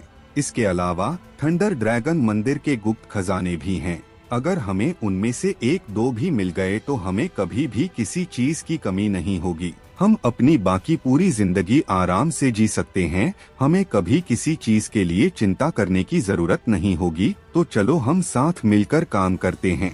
लड़की यह बोलते हुए बहुत गुस्से में थी।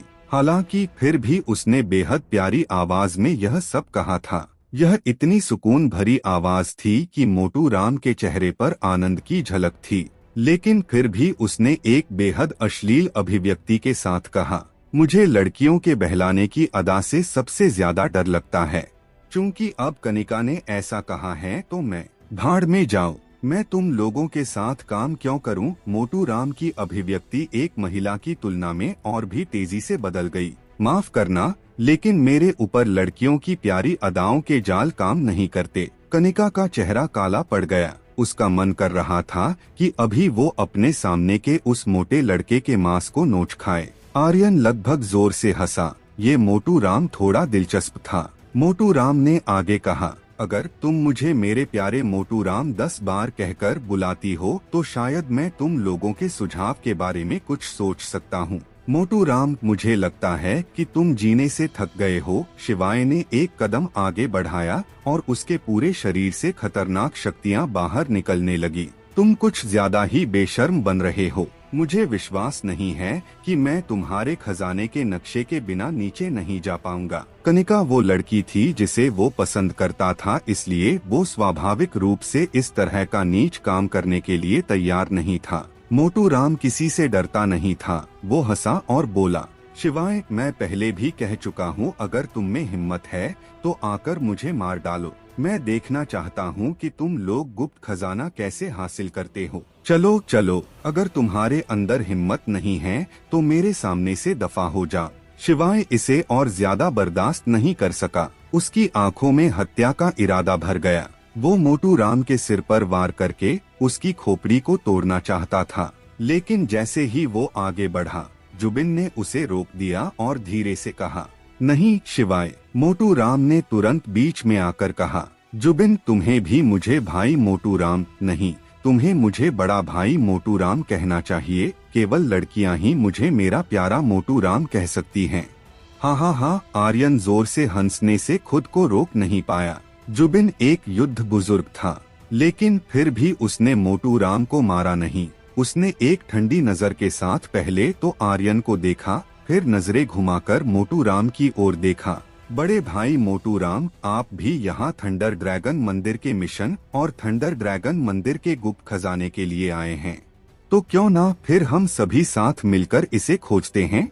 मोटू राम का लक्ष्य भी संप्रदाय के मिशन को पूरा करना और थंडर ड्रैगन मंदिर के गुप्त खजाने को हासिल करना था। हालांकि अभी उसने जुबिन के चेहरे पर एक क्रूर चमक देखी थी। मोटू राम पागल नहीं था। वो एक पल के लिए सोच में पड़ गया। थोड़ी देर बाद उसने मुस्कुराते हुए कहा, चलो ठीक है, जैसा कि अभी तुमने कहा, मैं तुम्हारा साथ देने के लिए तैयार हूँ। लेकिन अभी थोड़ी देर पहले मैं तुम लोगों से डर गया था, इसलिए तुम्हें मुझसे माफी मांगनी चाहिए। शिवाय गुस्से में तुरंत बोला, मोटू राम, अपनी हद पार मत करो। इससे पहले कि वो आगे कुछ और बोल पाता, जुबिन ने हल्के से मुस्कुराते हुए कहा, बड़े भाई मोटू, हम अभी गलत थे। मैं सभी की ओर से आपसे माफी मांगूंगा। मुझे आशा है कि बड़े भाई मोटू उदार होंगे और हमें माफ कर देंगे। उसकी आंखों में एक गहरी खामोशी थी। हालांकि उसने अपने आप में सोचा, कमीने, एक बार हमें तीसरी मंजिल पर पहुंचने दे, फिर मैं तुम्हें खुद अपने हाथों से मारूंगा। उस वक्त देखते हैं कि क्या तुम फिर भी इतने अहंकारी होगे। उसने अपने दिल के गुस्से को दबा लिया। हालांकि वो थंडर ड्रैगन मंदिर के गुप्त खजाने को लेने के लिए दृढ़ था। उसे इसे किसी भी हालत में पाना था। मोटू राम ने यह सुनकर बहुत अच्छा महसूस किया और कहा, मेरी एक और शर्त है। रास्ते में मैं चाहता हूँ कि कनिका और मीरा दोनों मुझे मेरा प्यार मोटू कहकर बुलाएं। जुबिन की आंखों में ठंडी चमक दिखी और उसने मीरा की ओर देखा, जो शुरू से अभी तक एक बार भी नहीं बोली थी। मीरा ने ठंडे स्वर में कहा, मेरे प्यारे मोटू। हाँ हाँ हाँ, मोटू राम उत्साह से हंसा और कहा, संप्रदाय के बाहरी हिस्से की नंबर 1 सुंदरता की आवाज सुनने में बहुत सुखद है, यह बहुत आरामदायक है। हाँ हाँ हाँ, जुबिन ने कहा। अब ठीक है, मोटू राम ने कहा। हाँ हाँ बिल्कुल। जुबिन, इतने सालों तक जेकाल संप्रदाय में रहने के बाद भी मैंने कभी नहीं सोचा था कि तुम सच में इतने समझदार होंगे। हाँ हाँ हाँ। जुबिन की आंखें फिर से भयावह हो गईं। उसने अपनी मुट्ठी कसकर भींच ली। हत्या का इरादा उसकी आंखों से आगे उगलने लगा। वो अपने दिल में मोटू राम को बुरी तरह से कोस रहा था। मोटे भैंसा, बस तू थोड़ी देर और रुक। तीसरी मंजिल पर पहुंचने के बाद तेरा अस्तित्व इस दुनिया से गायब हो जाएगा। जब जुबिन यह सोच रहा था, उस वक्त मोटू राम के चेहरे पर खुशी झलक रही थी और वो भी अपने मन में सोच रहा था, जुबिन, अगर तुम मुझे सच में मारना चाहते हो तो चलो वहाँ चलकर कुछ मजे करते हैं और देखते हैं कि कौन किसे मार सकता है। भले ही वो मोटा दिखता था, लेकिन वो एक लोमड़ी से भी ज्यादा चालाक था। अभी की बातचीत से आर्यन महसूस कर सकता था कि जुबिन दिमाग के मामले में मोटू राम से तेज नहीं था। उसी समय आर्यन के दिमाग में कुछ खटका। नक्शे के कुल 4 हिस्से हैं। इन लोगों के पास पहली और दूसरी मंजिल का नक्शा है। तो क्या ऐसा हो सकता है कि जो 2 हिस्से मेरे पास हैं, वो तीसरी और चौथी मंजिल के हो? अगर ऐसा है तो फिर यह थंडर ड्रैगन मंदिर सिर्फ 3 मंजिल का नहीं है। आखिर इस थंडर ड्रैगन मंदिर के गुप्त क्षेत्र में और क्या क्या राज छिपे हुए हैं?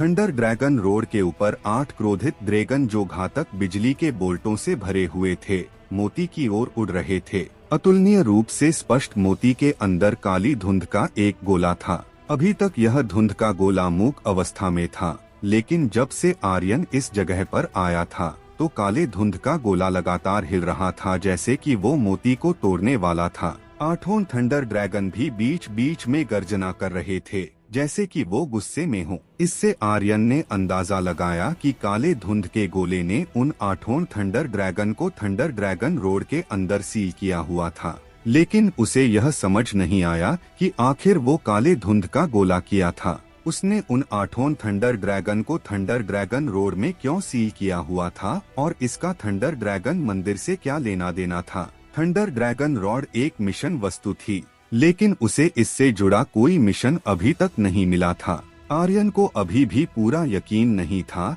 कि थंडर ड्रैगन मंदिर में खजाने जैसी कोई चीज हो सकती है।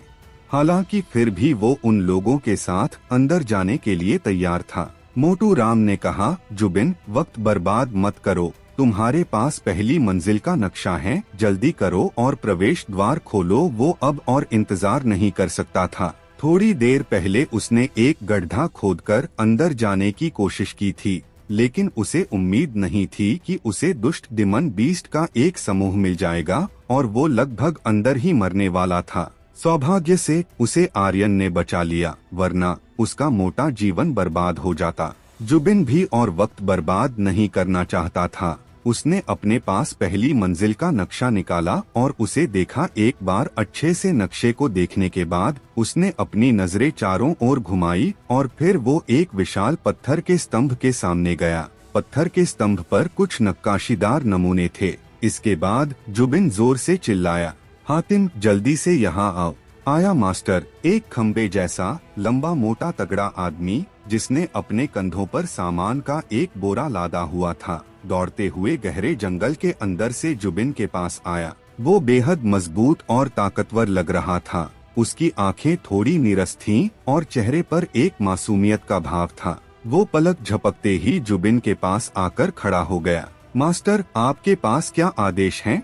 मोटू राम की वजह से जुबिन के दिल में दबा तेज गुस्सा भड़क उठा और एक थप्पड़ के रूप में हातिम के ऊपर बरसा। तुम इतने धीमे क्यों हो? कौन से आदेश? क्या तुम अपना दिमाग साथ नहीं लाए? अब जल्दी करो और मेरे लिए इस पत्थर के स्तंभ को दूर हटाओ। थप्पड़ जोरदार था, लेकिन हातिम के चेहरे पर लगने के बाद भी उसके चेहरे पर दर्द की सिकन तक नहीं थी। वो ना तो अपनी जगह से हिला डुला और ना ही चकमा देने की कोशिश की, बस चुपचाप थप्पड़ को सह लिया था। इसके बाद जैसा ही जुबिन ने कहा, उसने तुरंत स्तंभ को गले लगा लिया और अपनी बाजुओं की ताकत से उसे हिलाने की कोशिश की। उसकी दोनों बाहों की मांसपेशियां टूटने जैसी आवाज कर रही थी। बहुत ज्यादा ताकत लगाने की वजह से उसके माथे की नसें फूल गई थी। एक पहाड़ जितना वजनी स्तंभ वास्तव में हिलने लगा। भाड़ में जाओ, ये कैसी शक्ति है? आर्यन बहुत ज्यादा हैरान था। वो स्तंभ कम से कम सैकड़ों हजारों किलो का था,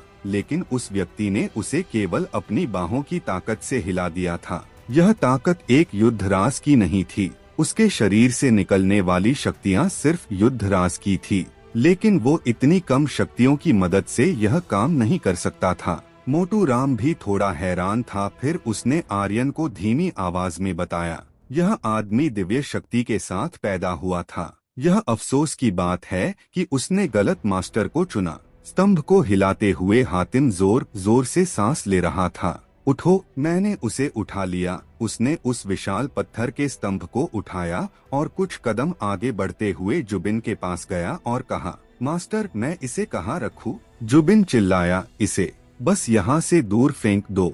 तुरंत हातिम ने दोनों हाथों से स्तंभ को ऐसे फेंका जैसे उसने किसी बोरी को फेंका हो। पत्थर का स्तंभ जमीन पर जाकर गिरा और टुकड़ों में टूटकर बिखर गया। जुबिन के शरीर पर पत्थर का एक छोटा टुकड़ा आकर लगा, जिससे उसके भव्य कपड़ों पर एक सफेद धब्बा रह गया। उसने मुड़कर उसे जोरदार थप्पड़ मारते हुए कहा, मैंने तुमसे कहा था कि इसे दूर फेंक दो। मैंने तुमसे इसे यहाँ फेंकने के लिए नहीं कहा था। अगर तुम मेरे कपड़ों को गंदा करोगे तो तुम अपनी जान देकर भी इन कपड़ों की कीमत नहीं चुका पाओगे। हाँ हाँ, माफ कर दो मास्टर। हातिम ने माफी मांगते हुए अपना सिर नीचे किया और जुबिन के कपड़ों को साफ करने के इरादे से अपना हाथ बढ़ाया। उसके हाथ को अपने भव्य कपड़ों पर लगने से पहले ही जुबिन ने उसे फिर से एक थप्पड़ मारा और चिल्लाते हुए कहा, यहाँ से दफा हो जाओ। हातिम तुरंत पीछे हट गया और कहा है, हाँ हाँ मास्टर। उसकी आंखों में थोड़ा भी प्रतिरोध नहीं था। लगातार 3 थप्पड़ खाने के बाद किसी को भी गुस्सा आ जाता, लेकिन वो बिल्कुल भी गुस्सा में नहीं था, बल्कि देखने से ऐसा लग रहा था जैसे कि उसने महसूस किया हो कि सारी गलती उसी की थी। आर्यन थोड़ा नाखुश था। मोटू राम भी नाखुश था और उसने नीची आवाज में आर्यन को बताया, मास्टर, वो जुबिन के परिवार का गुलाम है। वो पहले सड़कों पर रहता था और उसके पास खाने के लिए कुछ नहीं था। वो भूख से लगभग मरने वाला था। जुबिन के परिवार ने उसे चावल का एक कटोरा दिया, जिससे वो बच गया और उसी दिन से वो उनका गुलाम बन गया। आर्यन का दिल कांप उठा। एक भोजन की दया का भुगतान किसी के जीवन के साथ किया जाता है। भले ही उसकी गरिमा का अपमान किया जाए, फिर भी वो विरोध नहीं करता है। वो मूर्ख है या वफादार, इस तरह की बात को कोई परिभाषित नहीं कर सकता था। शायद हातिम के लिए यह सब कुछ भी नहीं था। हालांकि आर्यन को इस कमी का अच्छा आभास था और उसने महसूस किया कि इस तरह के व्यक्ति को इस तरह नहीं रहना चाहिए। उसके शरीर में दिव्य शक्ति की उपस्थिति बहुत ज्यादा शक्तिशाली थी। जुबिन ने पत्थर के स्तंभ के नीचे देखा, लेकिन उसे वहाँ भी पहली मंजिल का दरवाजा नहीं मिला। यह नहीं है।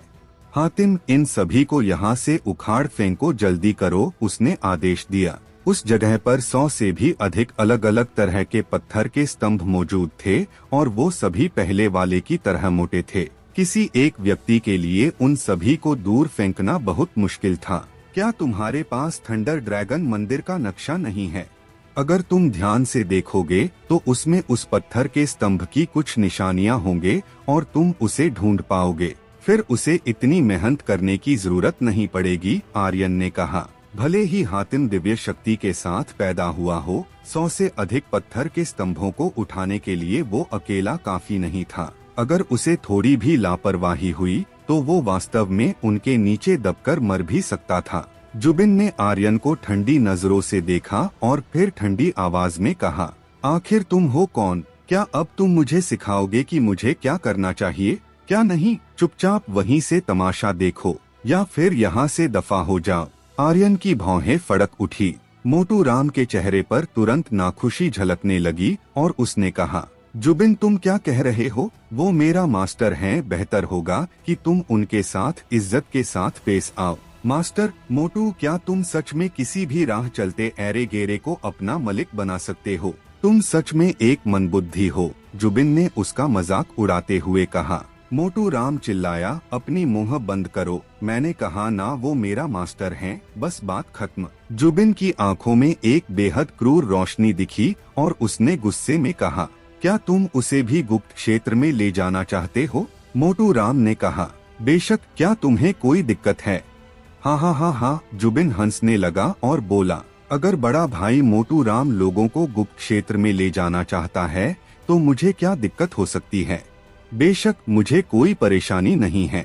उसके लिए यह तरीका बेहतर था। इस तरह किसी को पता नहीं चलेगा कि मोटू राम की मृत्यु यहाँ हुई थी और कोई भी इसे फैला नहीं पाएगा। अगर आर्यन बाहर रहा और उसने मोटू राम को अंदर मार दिया तो संभावना थी कि लोगों को पता चल जाएगा कि यहाँ क्या हुआ। लेकिन अब जब मोटू राम आर्यन को भी साथ लेकर जा रहा था तो वो अंदर ही उन दोनों को साथ में मार सकता था। इस तरह ना बचेगा बांस ना बजेगी बांसुरी। अगर तुम्हें कोई दिक्कत नहीं है तो बेहतर होगा कि तुम अपनी चोंच बंद कर लो, मोटू राम ने तीखी आवाज में कहा। जुबिन का चेहरा ठंडा हो गया और उसने अपने दिल में सोचा, कुत्ते, मैं तुम्हें जीने के लिए बस थोड़ा और वक्त दे रहा, तुम बस रुको। फिर जुबिन ने गुस्से में पीछे मुड़कर हातिम के शरीर पर लात मारी और चिल्लाया, क्या तुम्हें मेरा आदेश सुनाई नहीं दिया? मैंने तुमसे कहा था कि इन सभी स्तंभों को यहाँ से दूर फेंको। मुझे लगता है कि तुम जीने से थक गए हो। यह कहते हुए उसने उसे एक और लात मारी।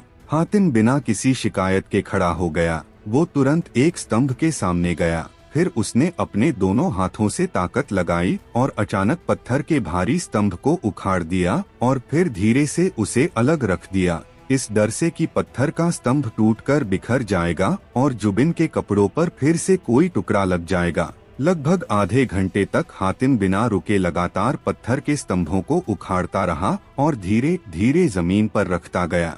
जब उसने आखिरी स्तंभ भी उखाड़ दिया तो जुबिन ने उसके द्वारा उखाड़े गए सबसे पहले पत्थर के पास खड़े होकर कहा, अरे बेवकूफ, दरवाजा पहले स्तंभ के नीचे ही है। मैं तो बस तुम्हारे साथ खेलना चाहता था। हाँ हाँ, वो जोर जोर से हंसने लगा। मीरा, क्या यह मजेदार नहीं है? वो हंसते हुए बोला। उसने हातिम से जो कुछ कराया सिर्फ मीरा के चेहरे पर एक मुस्कुराहट के लिए था। उसने कभी हातिम को एक इंसान की तरह नहीं माना। उसकी नजरों में वो बिल्कुल भी इंसान नहीं था। हातिम की अभिव्यक्ति बिल्कुल भी नहीं बदली। उसे इस बात पर थोड़ा भी गुस्सा नहीं आया था कि उसके साथ अभी खिलवाड़ किया गया था। इसके बजाय उसने फिर से सामान और औजारों को अपनी पीठ पर उठाया और चुपचाप बगल में खड़ा हो गया, मानो जो कुछ भी अभी अभी हुआ था उसका उससे कोई लेना देना नहीं था। ये देखकर आर्यन का दिल दुखने लगा और उसके दिल में आग का गोला जलने लगा। लोगों को इस तरह से परेशान नहीं करना चाहिए। भले ही वो एक गुलाम था, उसके साथ इस तरह से खिलवाड़ करना गलत था। आखिर वो भी एक इंसान था, वो भी सिर्फ एक लड़की की मुस्कान जीतने के लिए। इससे आर्यन नाखुश था, बहुत नाखुश था। हालांकि मोटू राम ने उसे खींचा और गंभीरता से कहा, उसे मत भड़काओ, हमें हातिम के मामलों की परवाह करने का कोई अधिकार नहीं है। देखो, खुद हातिम को कोई शिकायत नहीं है। वाक्य हातिम ने बिल्कुल भी शिकायत नहीं की। वो वहाँ लकड़ी के टुकड़े की तरह स्थिर खड़ा था। आर्यन ने अपनी मुट्ठियां कसकर भींच ली और ठंडी नजरों से जुबिन को देखा। मीरा ने जुबिन की ओर देखा और कहा, क्या यह तुम्हें मजेदार लगता है? इसने केवल हमारा वक्त बर्बाद किया है। उसकी आंखें ठंडी थीं और उसकी आवाज भी बर्फ की तरह ठंडी थी।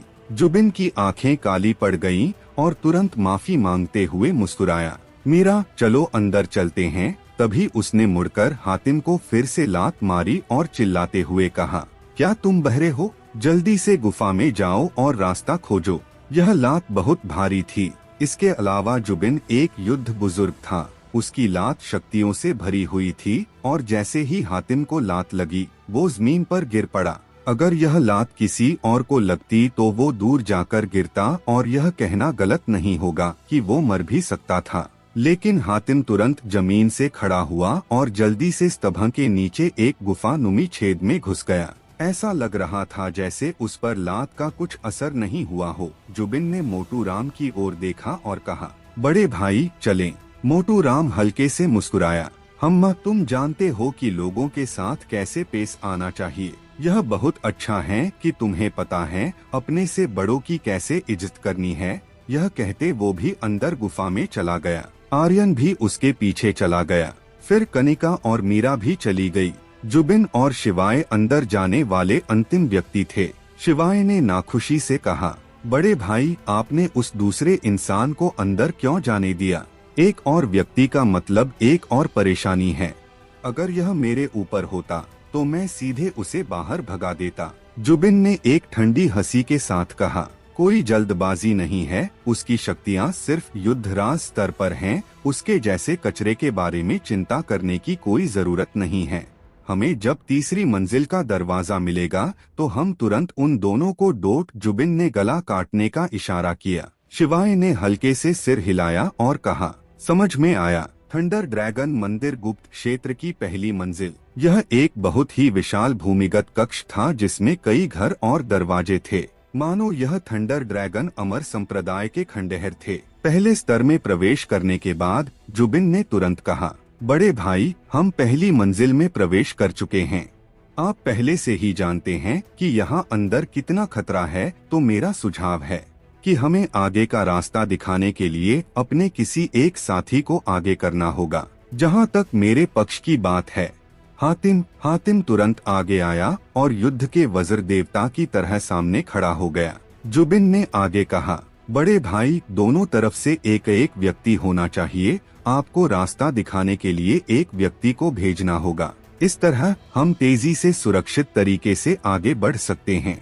मोटू राम की आंखें भयावह हो गईं और धीरे से कहा, फिर हमारी तरफ से मैं। हालांकि इससे पहले कि वो आगे कुछ और बोल पाता, आर्यन तुरंत आगे आया और हातिम के साथ खड़ा हो गया। फिर उसने कहा, मैं रास्ता दिखाऊंगा। मोटू राम चौंक गया और कहा, मास्टर मुझे ऐसा करने दो, यह जगह बहुत बुरी है। यहाँ कई मजबूत दुष्ट प्राणी हैं। आपने देखा कि भेड़िया अभी वो सिर्फ सबसे निचले स्तर का डिमन था। वो आर्यन हैरान था, भेड़िया अभी भी सबसे निचले स्तर का डिमन है?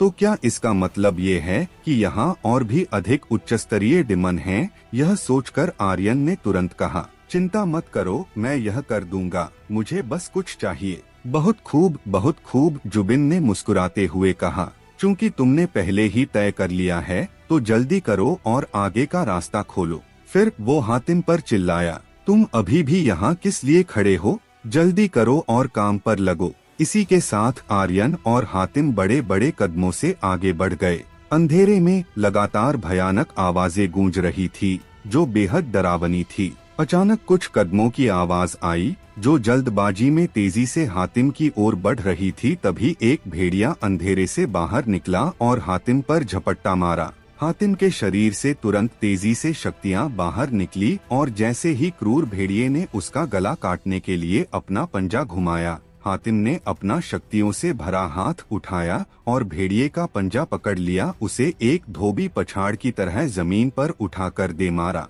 फिर उसने लगातार उसके शरीर पर एक बाद एक कई मुक्के बरसाने शुरू कर दिए। भेड़िए के सिर से खून बह निकला। आधे मिनट से भी कम समय में भेड़िए का शरीर गतिहीन था। वो मर चुका था। वो केवल हातिम की शारीरिक शक्ति से मारा गया था। आर्यन बगल में खड़ा था और बिना हिले उसे देख रहा था। वो थोड़ा मूक था। वो जानता था कि हातिम की शारीरिक शक्तियाँ मजबूत थी। वो एक पत्थर का स्तंभ भी उठाकर फेंक सकता था जिसका वजन सैकड़ों हजारों किलोग्राम था, लेकिन उसने कभी नहीं सोचा था कि वो आदमी वास्तव में एक भेड़िए को मार पाएगा। यह उसके लिए काफी चौंकाने वाला था। धिक्कार है। आर्यन को अचानक कुछ एहसास हुआ और उसकी अभिव्यक्ति थोड़ी गंभीर हो गई। दरअसल उसे पहला कदम उठाना चाहिए था और उस भेड़िए को मारना था, क्योंकि तभी उसे EXP पॉइंट्स मिलते और इसलिए ही उसने आगे रहना चुना था। आर्यन होश में आ गया। वो बहुत दर्द में था और अपने आप में सोचा, 10,000 EXP पॉइंट्स ऐसे ही उड़ गए। धिक्कार है। जुबिन मीरा के साथ चल रहा था और उसने उससे कहा, मीरा मेरे परिवार के कुत्ते की लड़ने की ताकत खराब नहीं है। है ना? तुम चिंता मत करो, हमें थंडर ड्रैगन मंदिर के गुप्त क्षेत्र में कोई खतरा नहीं होगा। इस बार मैं तुम्हें एक स्पिरिचुअल थंडर हथियार खोज कर दूंगा। मीरा की अभिव्यक्ति में अभी भी कोई बदलाव नहीं था। उसने केवल ठंडी नजरों से अपने बगल में चल रही कनिका को देखा। कनिका ने तुरंत हड़बड़ाते हुए कहा, बड़ी बहन, आपको थंडर हथियार चाहिए और इसलिए इस खजाने के नक्शे को खरीदने के लिए जुबिन ने बहुत पैसा खर्च किया था। वो आप पर लट्टू है। आप। उसकी बात खत्म होने से पहले ही मीरा बिना कुछ कहे आगे बढ़ गई। जुबिन ने मीरा की सुंदर आकृति को देखा और उसकी आंखों के कोने की मांसपेशियां हिल गईं। तुम कुलीन होने का नाटक क्यों कर रही हो? बस रुको, मैं उस दिन का इंतजार कर रहा हूँ जब तुम मेरे साथ मेरे बिस्तर पर होगी। उस वक्त मैं देखना चाहता हूँ कि तुम कैसे नाटक करती हो। इस बार मेरी बारी है। आर्यन ने एक छोटा कदम आगे बढ़ाया और तेजी भागा। भेड़िए के उस पर प्रहार करने का इंतजार किए बिना वो चिल्लाया, स्प्लिटिंग पल्स तकनीक। आर्यन ने अपने दोनों हाथों से मुक्का बनाया और जमीन पर देकर मारा, जिससे जमीन पर अनगिनत दरारें पड़ गईं। अचानक एक खतरनाक शक्ति ने भेड़ियों को ऊपर की ओर उछाल दिया। उसके बाद आर्यन ने भी हवा में छलांग लगाई, अपने दोनों हाथों को आपस में बांधा और एक मुक्का बनाया। एक पल के लिए उसके शरीर पर आमदखोर किंग कांग एप की छाया दिखाई दी। पहाड़ तोड़ मुक्का। इसी के साथ एक मुक्का हवा में मौजूद भेड़िए के पेट में लगा। इसने भेड़िए को सीधे नीचे गिरा दिया और उसका शरीर जमीन पर एक धमाके की आवाज के साथ गिरा, जिससे जमीन पर एक गड्ढा बन गया। भेड़िया कुछ समय तक जमीन पर संघर्ष करता रहा, हालांकि जल्द ही उसका शरीर कठोर हो गया और उसकी सांसें चली गईं। आर्यन, तुम्हें एक भेड़िए को मारने पर 10,000 एक्सपी पॉइंट्स, 1000 ट्रयू एनर्जी पॉइंट्स और एक स्ट्राइकिंग मूल्य मिला है। आर्यन, बधाई हो, तुम्हें एक सॉल बंद चेन मिली है। भेड़िया सिर्फ 2 चालों में मारा गया था। यह शुद्ध शक्ति अद्भुत थी। जब हातिम ने आर्यन की ओर देखा तो उसकी आंखों में एक उत्साह की चमक दिखी, जो एक पल बाद गायब भी हो गई। सिर्फ एक भेड़िए को मारकर वो कितना घमंडी हो रहा है। अगर उसकी जगह मैं होता तो ऐसे भेड़ियों के एक झुंड को मारने के बाद भी मुझे इतनी खुशी नहीं होती जितना वो एक भेड़िए को मारकर खुश और अहंकारी हो रहा है। शिवाय ने घमंड से कहा। मोटू राम ने उसकी ओर आंखें घुमाई और कहा, अगर मेरा मास्टर एक भेड़िए को मारकर घमंडी बन रहा है तो जैसा कि तुमने कहा कि तुम ऐसे भेड़ियों के एक झुंड को मार सकते हो, तो आगे जाओ और कोशिश करो। शिवाय की अभिव्यक्ति तुरंत ठंडी हो गई। उसके भावों में बदलाव देखकर मोटू राम ने फिर से हंसते हुए कहा, क्या हुआ, डर लग रहा है? अगर तुम्हारे अंदर इतनी हिम्मत नहीं है तो अपनी बकवास बंद करो। पता नहीं लोग अपने मुंह से गंदगी क्यों करते हैं। इतना बोलने के बाद उसने अपना मुंह फेर लिया। उसने उसकी ज्यादा परवाह नहीं की। अगर उसको बुरा भी लगता है तो भी उसको परवाह नहीं थी। शिवाय अंदर ही अंदर गुस्से की आग में जलने लगा और अपने दांतों को इतनी जोर से पीस रहा था कि कड़कड़ की आवाजें सुनी जा सकती थीं। उसका मन कर रहा था कि वो अभी मोटू को टुकड़ों में फाड़ दे। मोटू ने उसके शरीर से निकलने वाली आभा को महसूस किया और कहा, ओह, क्या तुम मुझे फिर से मारना चाहते हो? चलो चलो, अगर हिम्मत नहीं है तो यहाँ से दफा हो जाओ, कचरा कहीं का। ये सुनकर शिवाय का चेहरा शर्म से लाल रंग का हो गया और उसके शरीर से हत्या का इरादा फूट पड़ा। वो अभी तुरंत मोटू को मौत के घाट उतारना चाहता था। हालांकि जैसे ही वो आगे बढ़ने वाला था, जुबिन ने उसे पकड़ लिया और मुस्कुराते हुए कहा, बड़े भाई सही कह रहे हैं। तीसरी मंजिल तक पहुंचने से पहले वो मोटू को छू नहीं सकता था। ऐसा इसलिए था क्योंकि उसे खजाने के नक्शे और मोटू राम की जरूरत थी। हालांकि वो मोटू राम को छू नहीं सकता था, लेकिन वो किसी अन्य व्यक्ति को छू सकता था। थोड़ी देर बाद उसने जोर से चिल्लाते हुए कहा, तुम दोनों कचरा, तुम इतने धीरे काम क्यों कर रहे हो? क्या तुम लोग आज हमें दूसरी मंजिल पर पहुंचा भी दोगे? हातिम, जल्दी करो, मोटू राम ने कहा। तुम्हें इतनी जल्दबाजी किस लिए है? क्या तुम मरकर पुनर्जन्म लेने की जल्दी में हो? शिवाय ने मजाक उड़ाया और कहा, बड़े भाई मोटू, तुम लोग ज्यादा मजबूत नहीं हो। तुम्हारा वो साथी पूरी तरह से बेकार है। अगर ऐसा चलता रहा तो हम कभी दूसरी मंजिल पर नहीं पहुंच पाएंगे। मोटू की आंखें सिकुड़ गईं। हातिम तुरंत जल्दी से और तेजी से आगे बढ़ गया। जुबिन के मुंह से निकले शब्द उसके लिए शाही आदेश से कम नहीं थे। वो तुरंत बिना किसी हिचकिचाहट के आगे बढ़ गया। आर्यन आगे से आने वाली हर तरह के भारी कदमों की आवाज सुन सकता था, जैसे कि आगे भेड़ियों की पूरी सेना हो। उसका चेहरा तुरंत कस गया। हालांकि वो नहीं जानता था कि ये जगह कहाँ है, लेकिन जिन दो भेड़ियों को उसने कुछ देर पहले मार डाला था, उनको देखते हुए वो इतना बता सकता था कि ये भेड़िए देखने के लिए अपनी आँखों पर नहीं बल्कि आभा पर भरोसा करते थे। एक बार जब वो उनकी आभा महसूस करेंगे तो वो तुरंत उन पर हमला कर देंगे। इस तरह अंधेरे में आँख मूंद कर आना बेहद खतरनाक था। जुबिन ने हैरान खड़े आर्यन की ओर देखा और चिल्लाते हुए कहा, तुम अभी भी यहाँ किस लिए खड़े हो? अगर तुम आगे का रास्ता नहीं दिखा सकते तो यहाँ से दफा हो जाओ। यहाँ खुद को शर्मिंदा मत करो। कचरा। आर्यन की आंखों का कोना ठंडा हो गया जब उसने यह बात सुनी और जुबिन को देखा जो बहुत दूर नहीं था। उसकी हत्या का इरादा जाग गया था। हालांकि उसने भी कोई कदम नहीं उठाया। ऐसा नहीं था कि वो उसे मार नहीं सकता था, लेकिन अभी जुबिन को मारने का सही वक्त नहीं था। इसके अलावा उसे पहले हातिम को बचाना था, जो पहले ही आगे बढ़ चुका था। फिर उसने भी पैर पटका और वो जल्दी से अंधेरे में भाग गया। जुबिन ने शालीनता से कहा, यह सही है, मुझे मेरी बात मानने वाले लोग ज्यादा पसंद है। मीरा, तुम क्या कहती हो कि मैंने उसके साथ सही किया या नहीं? वो वास्तव इसका हकदार था। अगर वो और देर करने की हिम्मत करता तो मैं वास्तव में उसे सबक सिखाता। जुबिन के चेहरे पर एक आत्मसंतुष्टि नजर आ रही थी। हालांकि मीरा ने उसकी ओर देखा तक नहीं, क्योंकि वो भी बड़े कदमों के साथ अंधेरे में आगे बढ़ गई। जैसे ही आर्यन वहां से गायब हुआ था, अंधेरे में हातिम को पता चल गया था कि वो पहले से ही लगभग 1 दर्जन भेड़ियों से घिरा चुका है। लेकिन उसे जरा भी डर नहीं था, और यह ऐसा था जैसे वो दर्द को नहीं जानता था। भेड़िए चाहे उस पर कितना भी हमला क्यों न कर ले, वो उनसे तब तक लड़ेगा जब तक कि भेड़ियों या उसमें से कोई एक मर नहीं जाता है। भेड़ियों के झुंड ने उस पर हमला कर दिया था। उसकी जांघों, बाहों और पेट को काटते हुए सभी भेड़िए हमला कर रहे थे।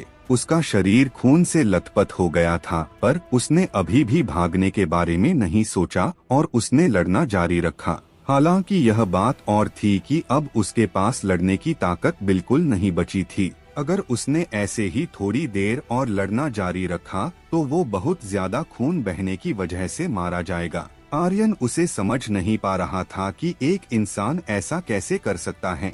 फिर उसने इसके बारे में ज्यादा नहीं सोचा और तुरंत अपनी विंड शैडो स्टेप तकनीक का इस्तेमाल किया। टेलीपोर्ट। पलक झपकते ही वो एक भेड़िए के पास पहुंच गया।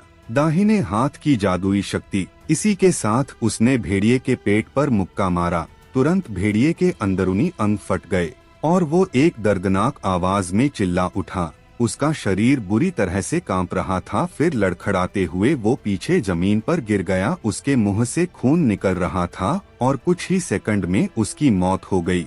इसके तुरंत बाद आर्यन ने अपना एक हाथ बढ़ाया और भेड़िए के पेट में घुसा दिया। फिर उसने उसकी पंसली की एक हड्डी तोड़ी और उसे बाहर निकाला।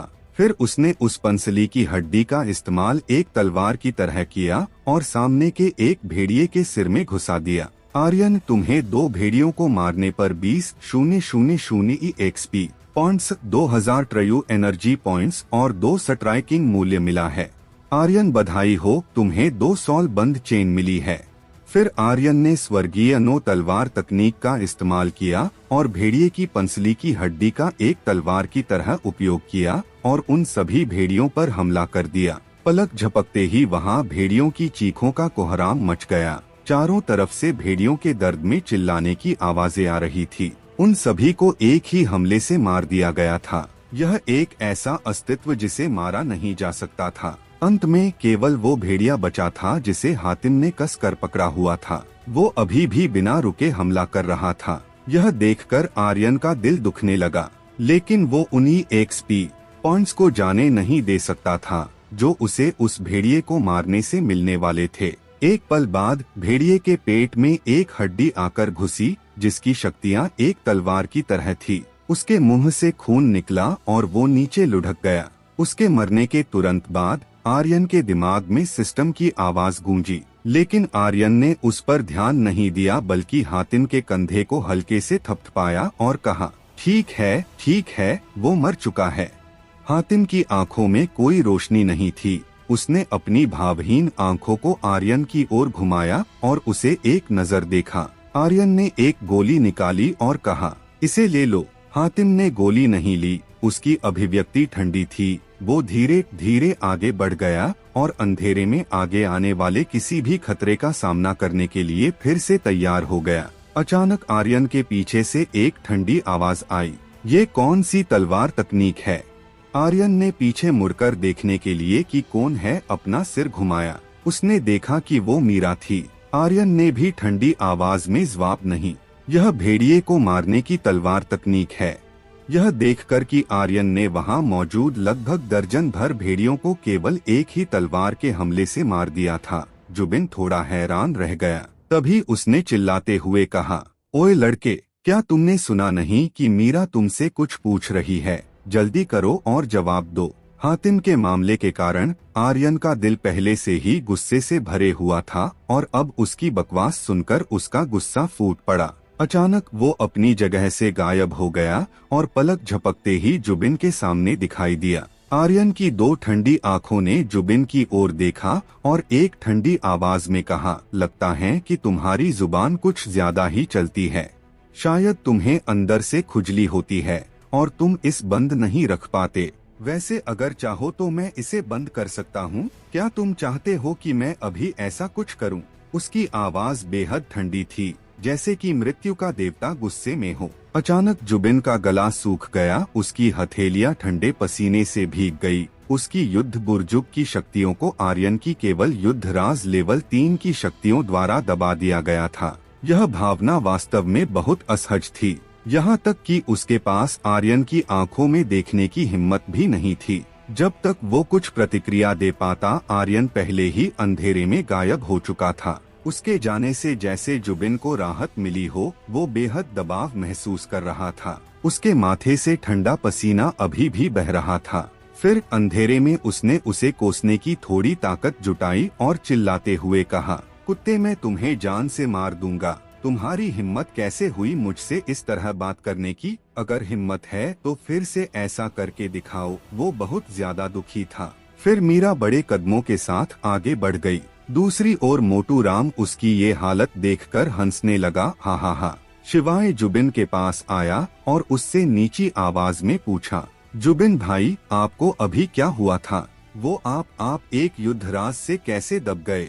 उसे कुछ समझ में नहीं आ रहा था, क्योंकि वो जुबिन नहीं था तो वो कुचले जाने की भावना को समझ नहीं पा रहा था। जुबिन का चेहरा पीला पड़ गया। उसने अपने दांतों को इतना जोर से दबाया कि किटकिटाने की आवाज आ रही थी। कुत्ते, तूने मुझे मीरा के सामने नीचा दिखाया। मैं तुम्हें इस दुनिया के नीचे दफन कर दूंगा। फिर उसने अपने पास नक्शा निकाला और उसे शिवाय को देते हुए कहा, इस नक्शे को लो। मैं चाहता हूँ कि तुम सभी भेड़ियों को लुभाओ। मैं चाहता हूँ कि वो कुत्ता भेड़ियों का शिकार बन जाए। शिवाय थोड़ा डर गया और कहा, बड़े भाई, क्या आप सच में ऐसा चाहते हैं?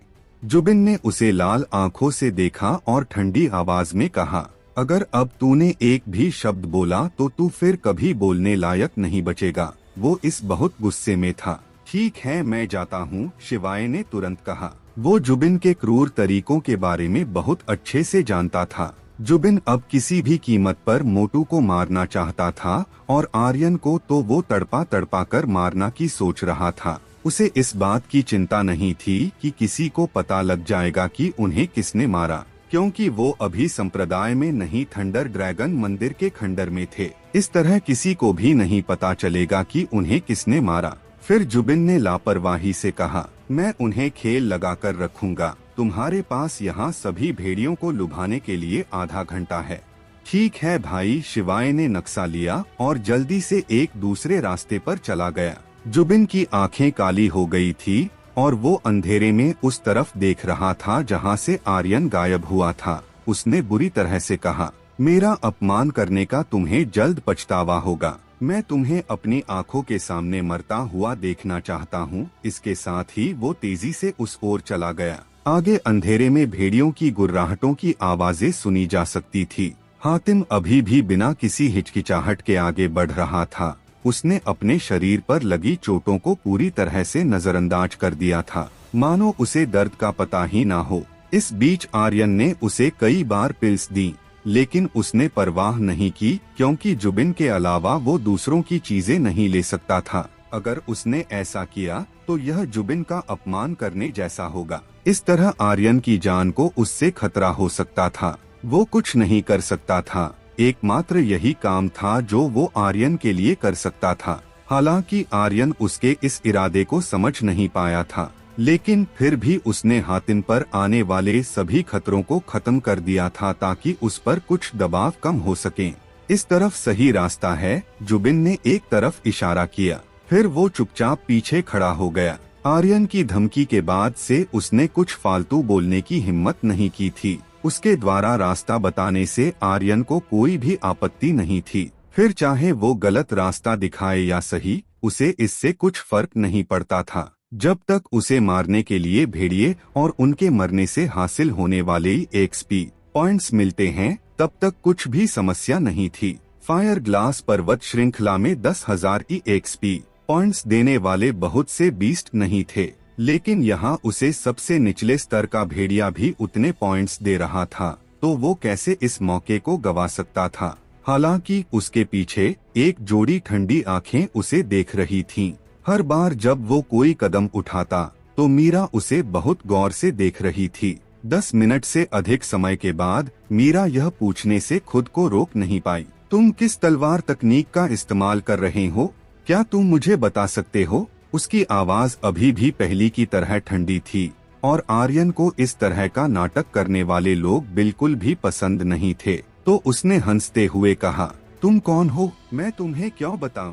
क्या तुम मुझे जानती हो? आर्यन वास्तव में उसे कुलीन लोगों की तरह उच्च और प्रभावशाली ठंडे भाव का नाटक करते हुए देखने की हिम्मत नहीं कर सका। मीरा बहुत सुंदर थी। जेकाल संप्रदाय के बाहरी हिस्से में वो सबसे ज्यादा खूबसूरत लड़की थी। अनगिनत युवाओं के दिलों में वो देवी के समान थी। जेकाल संप्रदाय के बाहरी हिस्से में वो जो चाहे हासिल कर सकती थी और अनगिनत लोग उसके लिए उस चीज को ला कर देते। लेकिन यहाँ आर्यन के सामने उसे अचानक एहसास हुआ कि उसका सारा प्रभामंडल चला गया है। उसका जवाब सुनकर उसका दिल थोड़ा दुखी हो गया और वो टूट गई। हालांकि जेकाल संप्रदाय में ऐसे बहुत से लोग होंगे जो उसके लिए जो चाहे करने को तैयार हो जाते थे, लेकिन वो कभी भी दूसरों पर भरोसा नहीं करती थी। वो हर चीज के लिए खुद पर भरोसा करती थी। उसका मानना था कि अगर एक लड़की अपने भाग्य को खुद से लिखना चाहती है तो केवल एक ही रास्ता था, और वो है शक्तिशाली और मजबूत होना। उसने स्वॉर्ड आर्ट का भी प्रशिक्षण लिया।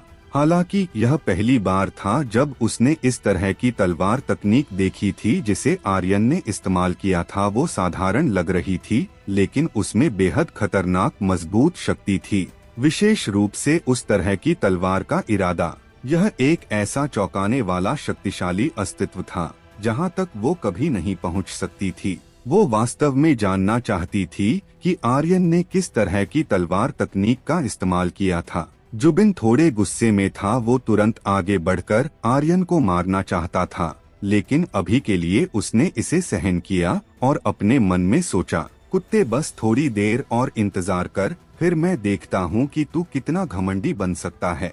लगभग आधा घंटे बाद अचानक थंडर ड्रैगन मंदिर गुप्त क्षेत्र की पहली पूरी मंजिल हिंसक रूप से कांपने लगी।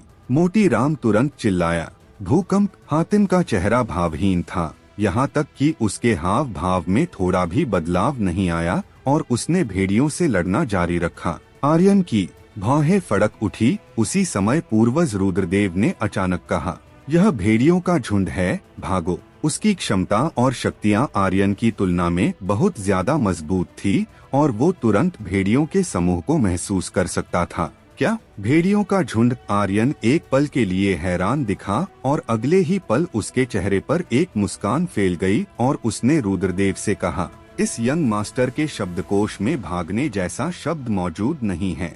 भले ही पूरा थंडर ड्रैगन मंदिर गुप्त क्षेत्र डीमन बीस्टों से भरा हुआ था, वो भाग नहीं सकता था। उसे अपना स्तर बढ़ाने के लिए ऐसी ही किसी जगह की तलाश थी और अब इतनी अच्छी जगह कहाँ मिल सकती थी। यहाँ एक निम्न स्तर भेड़ियों को मारने से भी एक सोल बंद चेन जैसी अद्भुत चीज मिल रही थी।